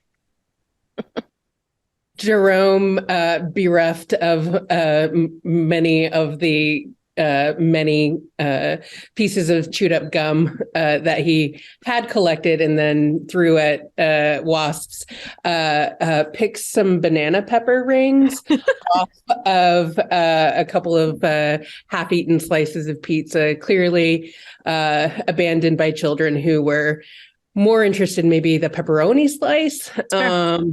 And just kind of like tosses does like an impromptu ring toss game on like over the back of his shoulder onto the tip of his tail. Got about 2 out of 5 of them, which is 40% is not bad average. That is, listen, if you were a major league batter, what an amazing season you'd be having, right? I always felt like a little gypped that like batting like 300 was a really good season. And I was like, if I only completed my job 30% of the time, I would not still have my job. I feel a little cheated. All right. Well, you know what? Gustavo has like leaned against the wall and like lit a cigar this time. He looks like he is in it for the long haul. He's taken his second union mandated 15-minute break in the last half hour. Correct. Scritches is just chomping on some leftover pizza crusts that obviously children never eat. and tapping their foot to the music, and looks at Jim and just, Jim, we gotta get closer to this. Yeah, you gotta get in there. I got two bad ideas. Yeah, well, I'm ready to hear them. Back when I was in old Texas, there was this sporting Can you say game. that one more time? Just one more time. I just got Texas. Thank you. Just needed to hear it one more time. Thanks. That's the one. Please continue. There was this sporting game that had a bunch of bigger people running into each other. But there was always one guy who would just lean back and chuck a ball up, and sometimes somebody would catch it, sometimes nobody was even there. I don't really understand what the point was. The trash was always great. So much of it everywhere. Jerome, you would have loved it. There was gum underneath every single bleacher bench. But Jim, my first idea is maybe you can chuck me up there. Onto the roof? Onto the roof. Okay. From the dumpster onto the roof. Nothing could go wrong. I think out of all of us, you probably got the best chance. I'd ask you, Jerome, but I don't think you could throw that far. You did really good with the gum, though. If you can throw me up there, maybe we'll give that a shot too. I'll run interference with I'll distract Gustavo. I'll like hop out of the dumpster and like run around his feet and climb him like a pole and scurry him around the corner, maybe. Nothing could go wrong. Well, that could actually help my second plan. Oh God. Which was, if we can get Gustavo out of the way, maybe there's a kitchen apron or something that Jim could put on so Jim can go enjoy the show too. They'll never know the difference. I just want everyone to know that this is a garbage idea and Jim is so there for it. Yeah. Yeah. He thinks that this is the best idea. It's because it is. True story. Oh, right. I bet. Jerome and I can run diversion. I bet there's even a stained apron in the dumpster with you. I am so in favor of this plan that I will say that there's a ripped stained apron in the dumpster with you. That somebody threw in there when they like quit, when they I've had enough of this place. I cannot handle a second like more. The third time that a kid had like thrown their pizza all over them because they were like flailing around too much. They were like, this is not worth minimum wage. I am out of here. It is covered in marinara, but it is there. And it says pie in the sky. Please let there also be a hairnet. Oh, for sure. Squishes definitely holds up the hairnet and goes, Jim, I've definitely seen some of them wear these things. There it is. Just it's Jerome also puts one on. I don't know. Everybody wear these. It makes you look human. They're all wearing hairnets. Yeah, there's definitely like enough hairnets in there. Miss Evie is like trying to is like stuck in it a little bit. It's shrugging it. It's like it like pans over and they all have it on their heads, and then it pans over to camera pans over to Miss Evie, and it's just like her whole body inside the hairnet. Like, is this doing it? I think this is how you wear it, just like this. Well, he that looks so good. Oh, Jerome, you're so stylish. Who's that human in the trash into the dumpster with us? A human. Everybody talk. Oh, it's just Jerome. All right. How are we? I think this is I think this is a great plan. Thanks for pulling it together. You got it up here, my friend. That's what I'm here for, I guess. Well, time to get moving. And Scritch just rolls up in a ball. This is not going to go well. All right. Jim is ready. It's going to be amazing. Jim, where are you throwing Scritches? I mean, we are in the dumpster, and then when Jim gets the signal, he's going to pop up and just chuck Scritches, just chuck them as far onto the roof. Okay. Wearing the apron and the hairnet is so Jerome and Miss Evie, are you distracting Gustavo? Yeah. I'm gonna I'm gonna go out and I'm gonna, like I said, I'm gonna climb him like a pole until he like runs away and hopefully goes inside. Great. And Miss Evie, how are you? What are you doing? Miss Evie is going to be, she's going to have a beak full of that way too crispy, terrible lettuce. Yeah. That the humans seem to like for some reason. Okay. And is going to sort of attempt to drop pieces of it on Gustavo to steer him toward the inside of the building. Listen, I need you to know that Gustavo is not, like, I'm not rooting for him, but what a terrible evening he is about to have. This is about to be one of his worst nights. All right. So you do that. He doesn't go back inside. He drops his cigar. And it does catch a couple of things on fire. So he panics a little bit. He does eventually go inside, but it's to get a fire extinguisher. Okay. The alley is on fire. You are in the dumpster. I'm not sure what your signal was, but maybe it's this. So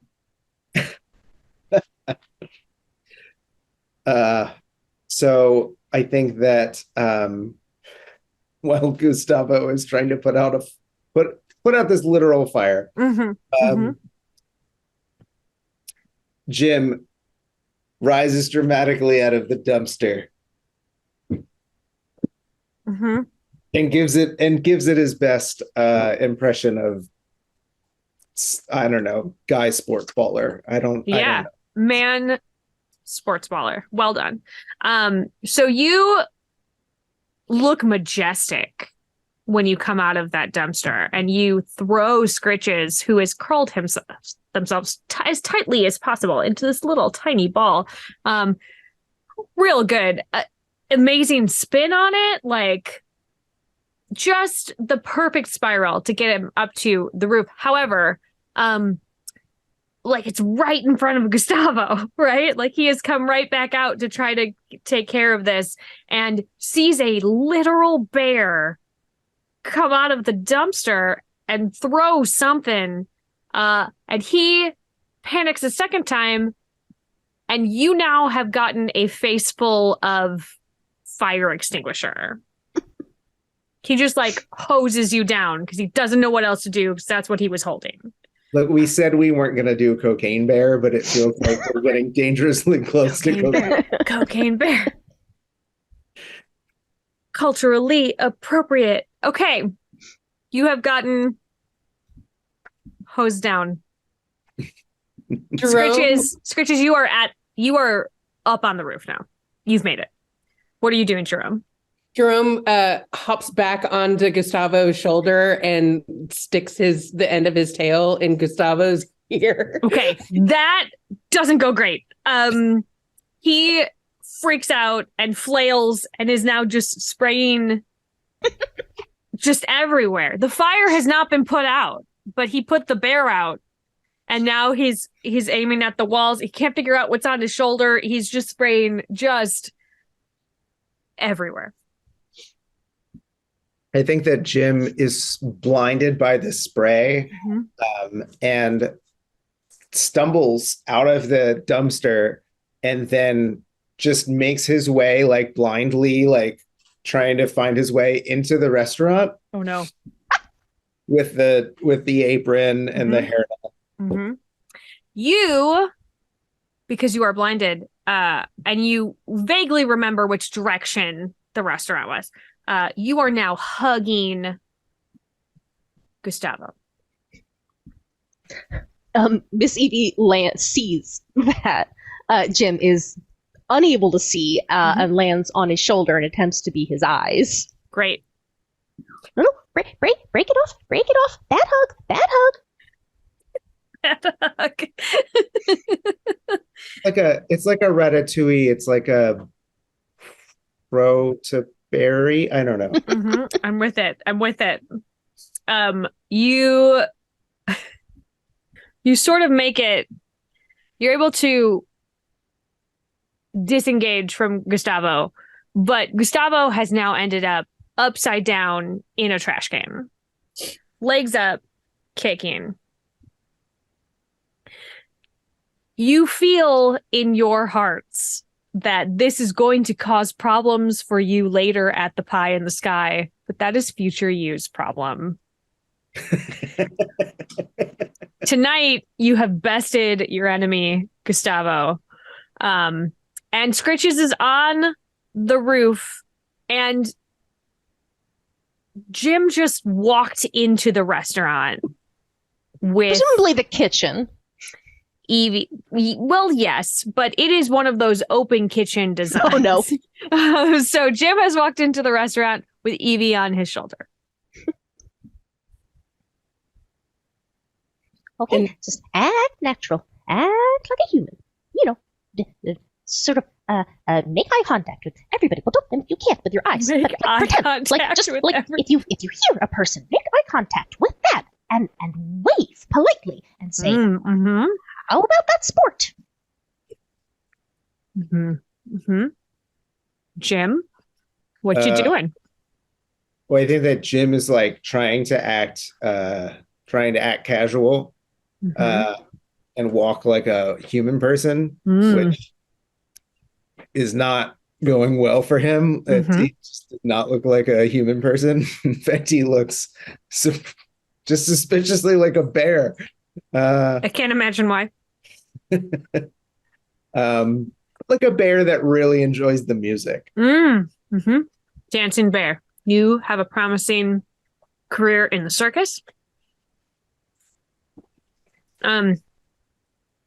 It takes a moment, but people realize that there is a bear in the restaurant. And now there's a lot of screaming and stampeding happening.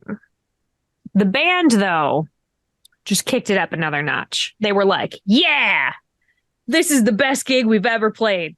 And they just go with it. But everybody else is screaming and leaving. What the fuck is up, Danny's? Let's do this. Yeah. Great. Yeah, okay. Yeah. I'm gonna jump over to Scritches. You landed very, very close to that exhaust fan. I'm gonna say tail almost in it. Ooh. A little breezy over here. Right up under your undercarriage right there, Chaz. Scritches is gonna take a look around. I'm guessing can hear the screaming and stuff so coming much. through So much. All right, sounds like everything's going according to plan. Jim's definitely blending in. People scream like that over pizza and bands all the time. Absolutely. Jerome, having landed in the dumpster with Gustavo, catapults. I mean, Gustavo, I imagine, is head first in, and narrowly misses being squished against the wall on Gustavo's shoulder. Uses his back and backside and legs as a ramp to like get up out of the dumpster, and launches onto a water spout, like a gutter situation, climbs up and scrambles up onto the roof with Scritches. Yeah, we see that in slow motion for sure. Sees that they have almost toppled over into the exhaust fan and tries to go over and help them out. Perfect. How are you helping him? I whip my kind of like a skid like a go-kart and turn around and offer my tail with the one remaining ball of gum and the pepper rings. Mm-hmm. I say grab on and then try to help shift the momentum away from like leaped up there and then like Tokyo drifted into him. Yes. Yeah. Yeah. Mm-hmm. Got it. Yeah. Grab on, yo. Oh, if I let go of the edge, I'm gonna. And Scritches just grabs on, so like very quickly lets go and then grabs onto the tail. Yeah, you're able to pull him free. You are clear of the exhaust fan. The fan is still on, but you are clear of it. And it seems like your friends, Jim and Miss Evie, are creating quite the distraction. So if you wanted to look from above to see if you could see anything, you absolutely could. Jerome, do you see anything? Carefully peek over into above the vent. Where is I would imagine that it's over the kitchen. Correct. Where are Jim and Miss Evie? Jim, where have you moved to?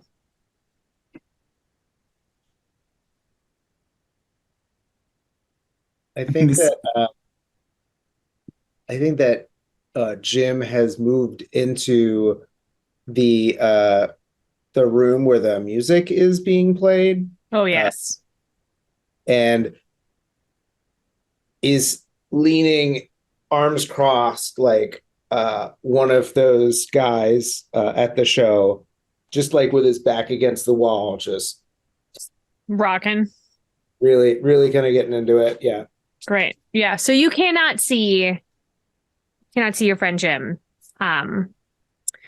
But the kitchen is largely deserted at this point. There is one fry cook who has headphones on, who is incredibly oblivious to everything that's going on, who is just continuing to pump out mozzarella sticks.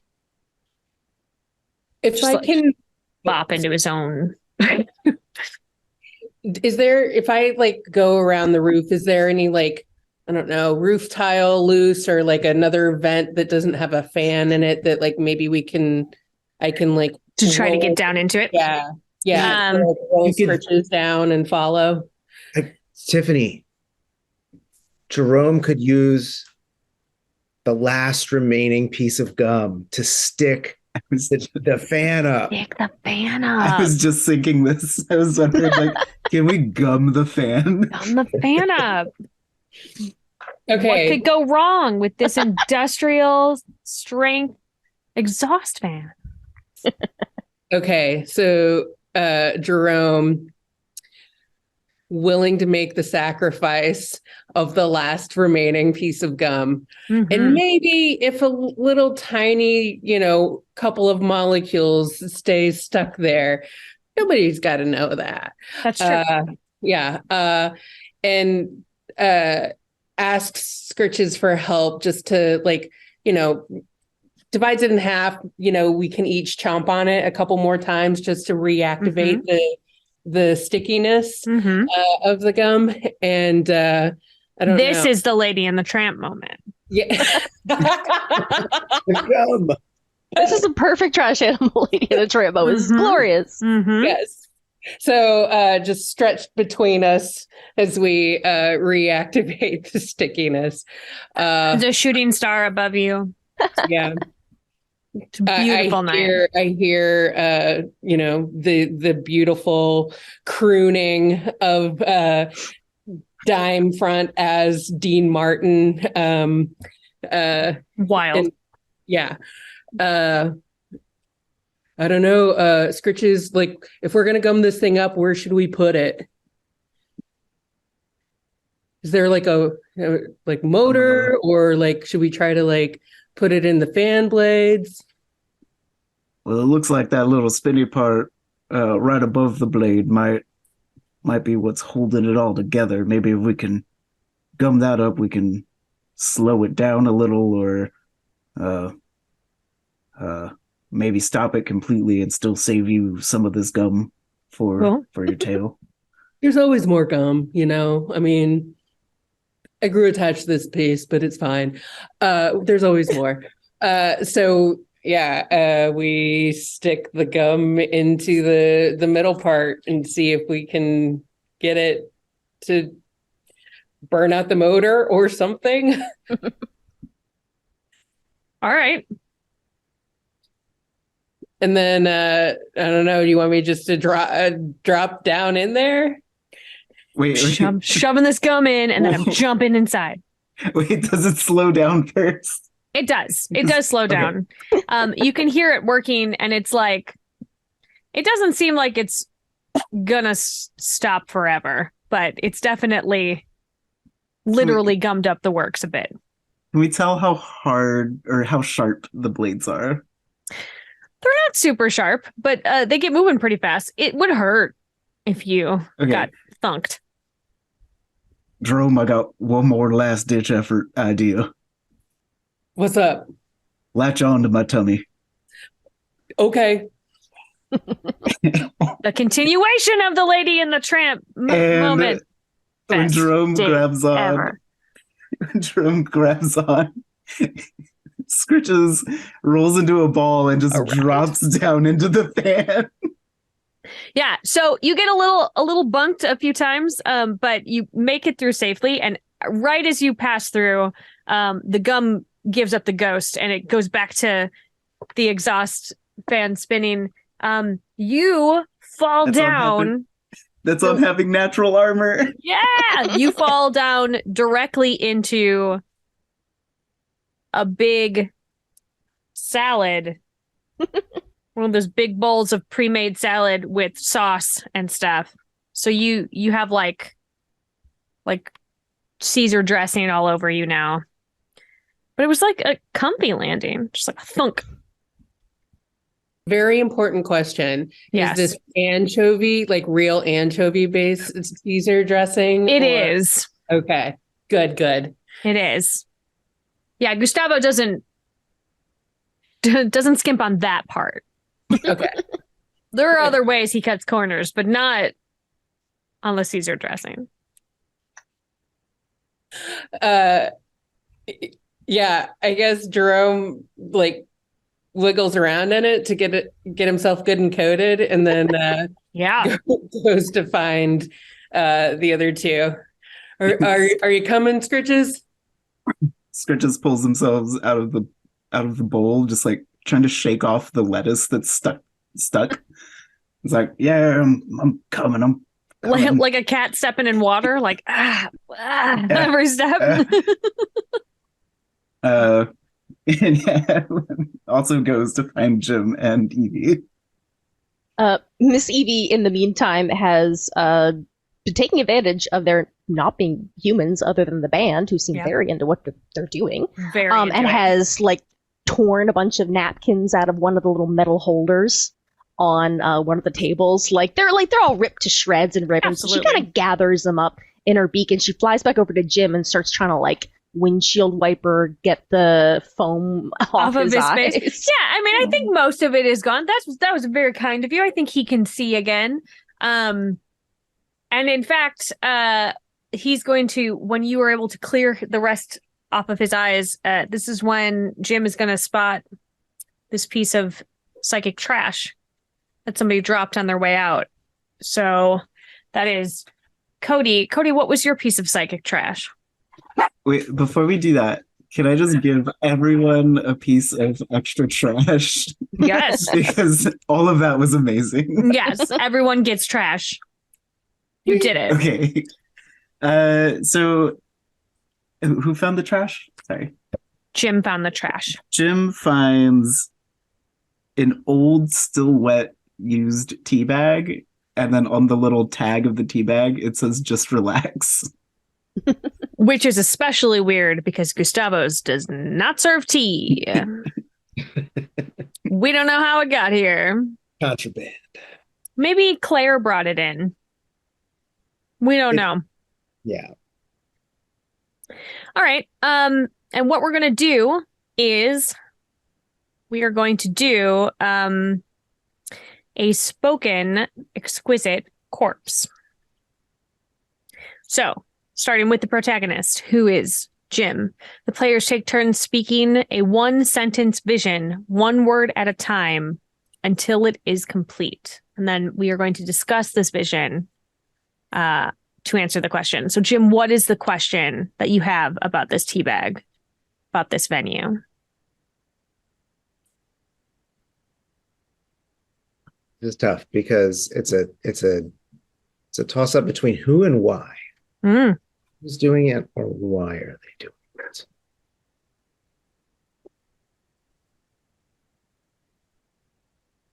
What does your little trash heart tell you? I've got a better question. Oh. The heart wants what the heart wants. It's not enough to know. It's not enough to solve this mystery to have the answers. Jim decides that enough is enough. Something has to be done. We can't let our trashy family just be scattered to the four winds because of a lack of resources. Jim wants to know, how do we stop the trash from being taken? Oh. All right. Well, Jim, what is the start of our sentence? Okay, and how? Oh, how are you interacting with the tea bag before we? Oh, right. I think that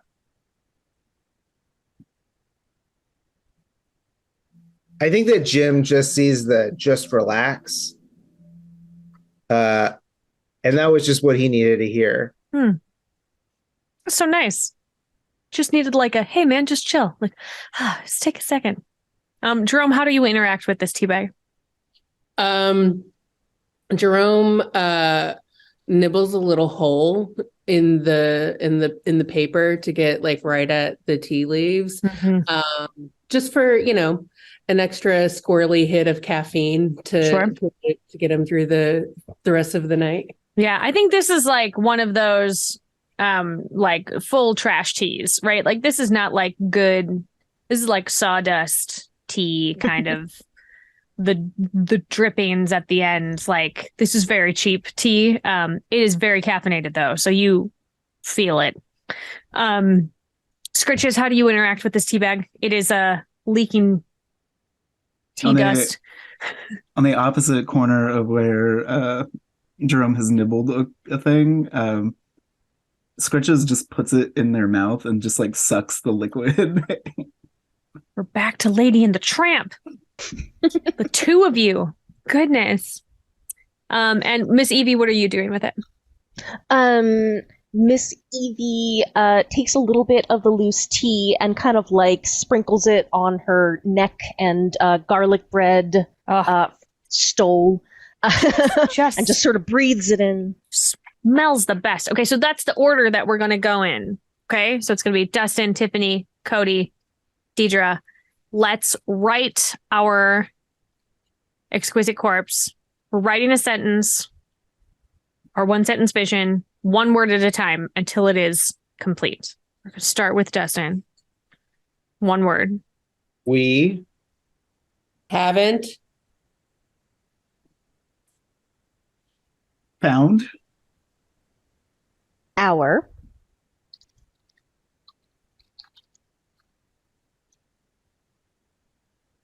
way to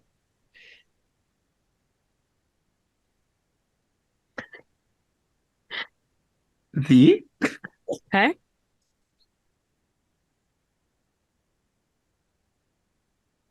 greatest Ooh.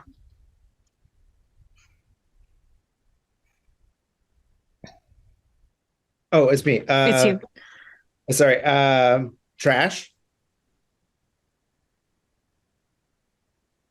Festival.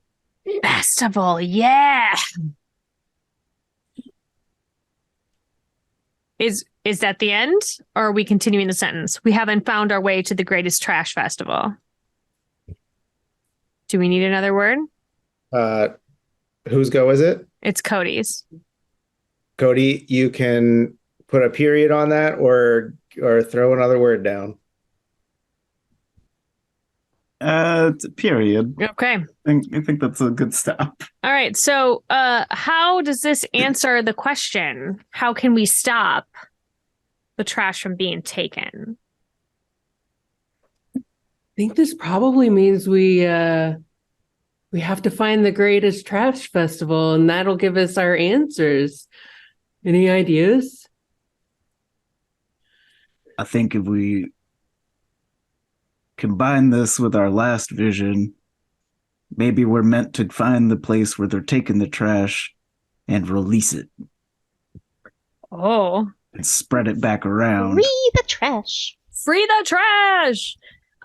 Okay, so here's the question that I have for y'all. Do you feel like you can solve this mystery with these two clues?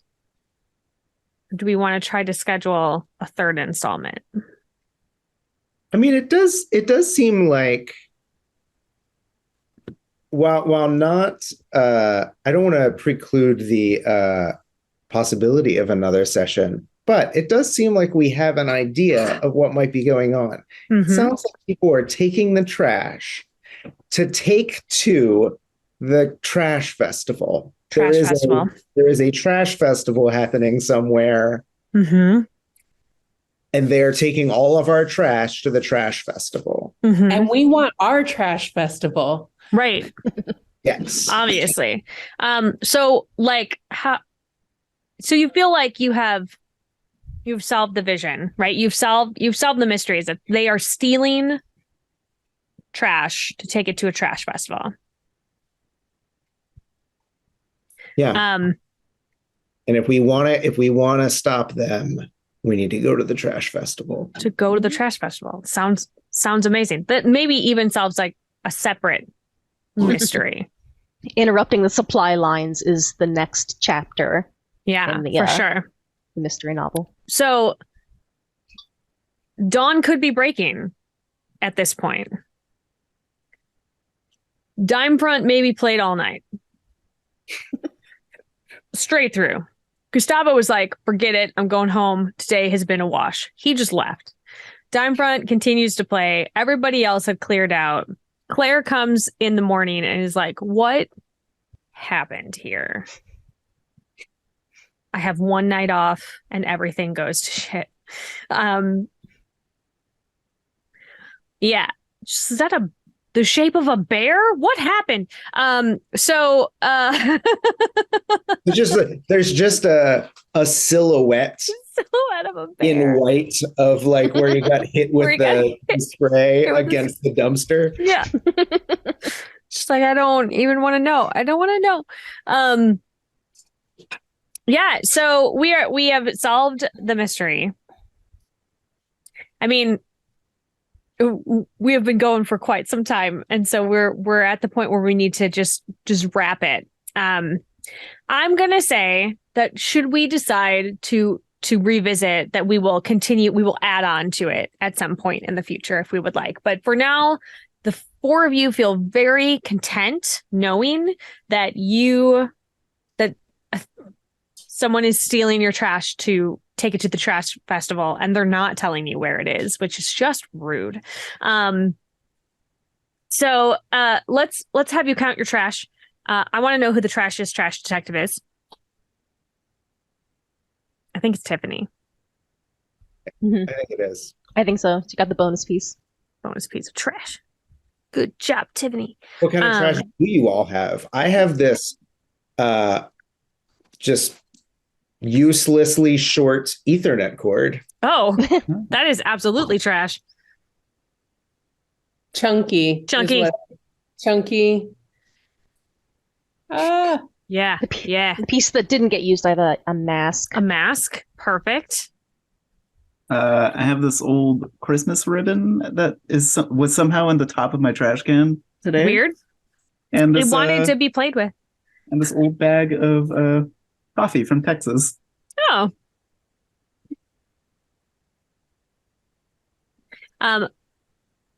If this were in person, whoever was the trashiest trash detective is excused from cleaning up the game space because there's real trash there. So you get to hang out and not clean up after yourself, which you can still do, but it is your own house, and that is up to you. You decide not to clean up your space. Just, so let's just take a moment. I really like to do moments of gratitude. Like, what happened in this game that a fellow player did that you really loved? I can go first. Yeah. So the thing about Psychic Trash Detectives is that the game is actually designed to be this game where you don't need a facilitator, dungeon master, or anything like that. You're all just kind of popcorning off of each other and like kind of bouncing ideas around. Because there's no dice involved or anything like that, you don't really need any kind of a referee. Yeah. But I really appreciated, Sarah, that you facilitated this whole thing for us, and that you were at every moment when we were kind of struggling to say like, okay, well, what happens next, or where are we going to go? You were there to push us right along and to make sure that everything kept moving. And you had such awesome suggestions for, this is what I think happens. And that's what I love to see about this game is actually, hey, raise hand. I think that it would be cool if this happened. I can just perfectly imagine Gustavo upended headfirst into a trash can where he belongs. Where he belongs. He was a villain, and we gave him a bad night because he deserved it. So I just wanted to say thank you. Thank you. Because it's really neat to see. It's actually really wonderful to see how, games, kind of the rules can be broken. Like, that's kind of what we're doing here with Psychic Trash Detectives, is we're kind of messing everything up. Yeah. It's supposed to be a bit slapdash. And so doing it in your own way, doing it in different ways, do it. Yeah. Well, I think that for some tables that a totally GM-less, facilitator-less game can be kind of intimidating, because ultimately a lot of players are more comfortable being like turning to one person and being like, hey, what happens next? Help us. And so so in a game where we would be, this could absolutely be played. Obviously, it's intended to be played without a facilitator, but to have somebody who can be a facilitator and to show that it can be played that way, I think is important, because I think especially for newbies who maybe aren't super, either they only ever play D&D, which very clearly has a facilitator, or just aren't super familiar with RPGs in general, just to have somebody that they can be like, okay, now what help, what, I think is great. And so I appreciate you letting me just sort of step in and I'll just herd you along just a little bit. Yeah, no, although I will say, if we do this again, I really want to know what your character is going to be like. Oh, she is an escaped zoo animal who's turned into a trash animal. She's a flamingo, 100%. Fantastic. Well, in the road trip that happens, the next, we're obviously this is going to be Psychic Trash Detectives on the road. On the road, buddy comedy on the road, for sure. You have to go to the trash festival. You have to go to the trash festival. You pick me up on the way to the trash festival. Mm-hmm. Escape from the zoo. There were more of us, but they captured them all, but I was too crafty, so couldn't get me back in the zoo. I would like to thank each of the players for, especially in the pie in the sky section, where you chose chaos. Chaos. I like, as a player, I love being a chaos gremlin, and when I'm running a game, I like it when my players just like to make things ridiculous. It's the best. Yeah. So, Scritches is like, eat me onto the roof. Look, Scritches woke up and chose violence today, is what happened. Just. Yeah, they were. I mean, that is just the tag team duo shot put extravaganza that happened was amazing. Yeah. Yeah, Jerome sticks his tail in the Gustavo's ear, and Jim is like, "Oh, I gotta get in there." I'm helping. And the idea that you all rationalize that, like, oh, if this bear puts on an apron, it's gonna look And a like a hairnet. human, obviously. I'm not a bear. I'm just your average worker. We didn't clarify how hairy or what Gustavo really looked like. So maybe Jim did look like a person. Perhaps. Everyone just thought it was Gustavo who sprayed himself in the face with a fire extinguisher, maybe. Gustavo does not seem like the brightest bulb, so. Gustavo walked out with a fire extinguisher. Someone else came in covered in fire extinguisher stuff. Feels right. Seems fine. A, therefore B. Yeah. I would like to thank Tiffany specifically for like Jerome always being just right there, like in the perfect places at the whole time. Well, I mean, the squirrel is very fast and can get anywhere, and the gum in the fan, the tail to save Scritches from falling into the fan, the harness bag to bring the bunny out. Also, shout out to Jim for protecting a baby bunny against a bunch of wasps. Just adorable, so cute. Scrump, what was Scrumps? Her name was Scrumps. Just tiny. Well, thank you to everybody else for taking down a bunch of angry wasps. Wasps. It's scary. They are your nemesis now. Oh. There have been tales about you coming in and messing up their home. So if you ever go back, it may be a problem for you. I'll just hang out under the teeter-totter. It'll be fine. We'll just hide under the merry-go-round. They won't get us. It's not a problem. I mean, there is a hot what did I say? There was a huge load. A hot load. Yeah. Hot load. Hot load. A hot load of gum. Gross.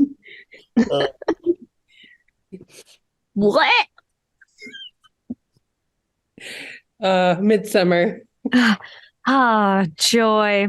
All right. Well, unless anybody has any other moments of gratitude to add, I'd like to go around the table and have you all tell us where we can find you and where we can find this Kickstarter. Good. I'm going to start with Deidre. Where can we find you, friend? Hello. You can find me on the Twitter. At this point, at Deidre Dykes is my location. I talk about writing. I talk about gaming. Just kind of nonsense. All right. Cody? You can find me on Instagram at Cody Bahn. That's pretty much it. Succinct. I love it. Tiffany? You can find me on Instagram at Tifa's TIFAS picture box, or I have an itch.io at Tifa's letterbox, and you can find Scryptid Games at scriptedgames.com, and you'll see links to our Kickstarter there, links to Ball of the Wild, and we have some very fun things on the horizon for merchandise and that sort of stuff. Can't wait. It's going to be ridiculous. And Dustin, where can we find you? I'm on most social media platforms as Never Say Dustin. Perfect. And the Kickstarter for Psychic Trash Detectives really only has a little bit more than a week left. So if folks are interested in getting involved with it, now would be a good time. Do it now. By the time Go this now. airs, I think we'll have like 6 or 7 days left. It goes through the 16th of March. Okay. Yeah. Less than a week. So get on there. Go to the thing is go look in the chat. There it is. Click on the thing and then go. Give them all your money.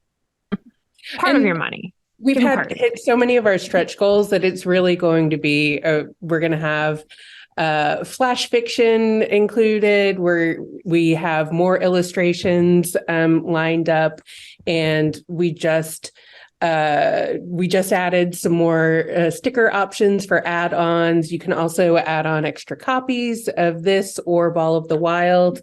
And we've also bundled a group of 5 games together on our itch page. So 5 shorter RPGs, one from each of us. Awesome. That's so many games. Go buy So it. many games. Go buy it. Great. Well, I thank you so much, everyone, for coming and playing on my show. It was such a treat to be able to explore this like disgusting but joyful world with you all. My name is Sarah Moore. You can find me on Facebook at Actor Sarah Moore. You can find me on Twitter and Instagram and Ko-Fi and TikTok and everywhere else at Pixies and Pins. You can check out my website, pixiesandpins.com. And you can find me here on twitch.tv/GenConTV every Friday night at 5 p.m. Pacific.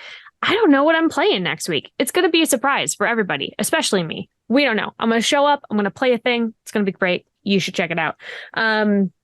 With that in mind, if you are a game designer and you have a game, even if it's not like fully finished, like please message me, because I love being able to get my tiny little otter fingers into things and rip it apart and play. And so just like send me all the things. Thank you to my players. Thank you for bringing this game that isn't officially released yet. It is just a delight, and I can't wait to try it with friends around an actual table where we can have pieces of trash and trade them and use them. Thank you to Gen Con TV for giving me this platform and for letting me get on here and be able to spotlight indie games that don't have as much cash and power behind them. Thank you to Peter Atkinson for very much trusting me to just program my own stuff. I appreciate you. Thank you to my partner who makes sure that all of my computer's stuff is running correctly. He is my personal IT. He is also my editor. And he is my partner, and he makes sure that my brain is also working properly. It is a hard task. Thank you to Marcus Mays for being our tech over at Gen Con TV. He's probably talking in the chat right now. We love you. And if you guys all have new games coming up, please come back, poke at me. I would love to have Scryptid back on. We could do more stuff. Would be a treat. So I think one more time, please buy this game. Back this game. It is every single one of us, friends at home, has a trash animal right here in our hearts. And I don't know what yours looks like, but I guarantee it wants to get out and play a game. So be psychic and be trash and be detective. As always, keep making art and keep being art. We will see you next time. Mwah!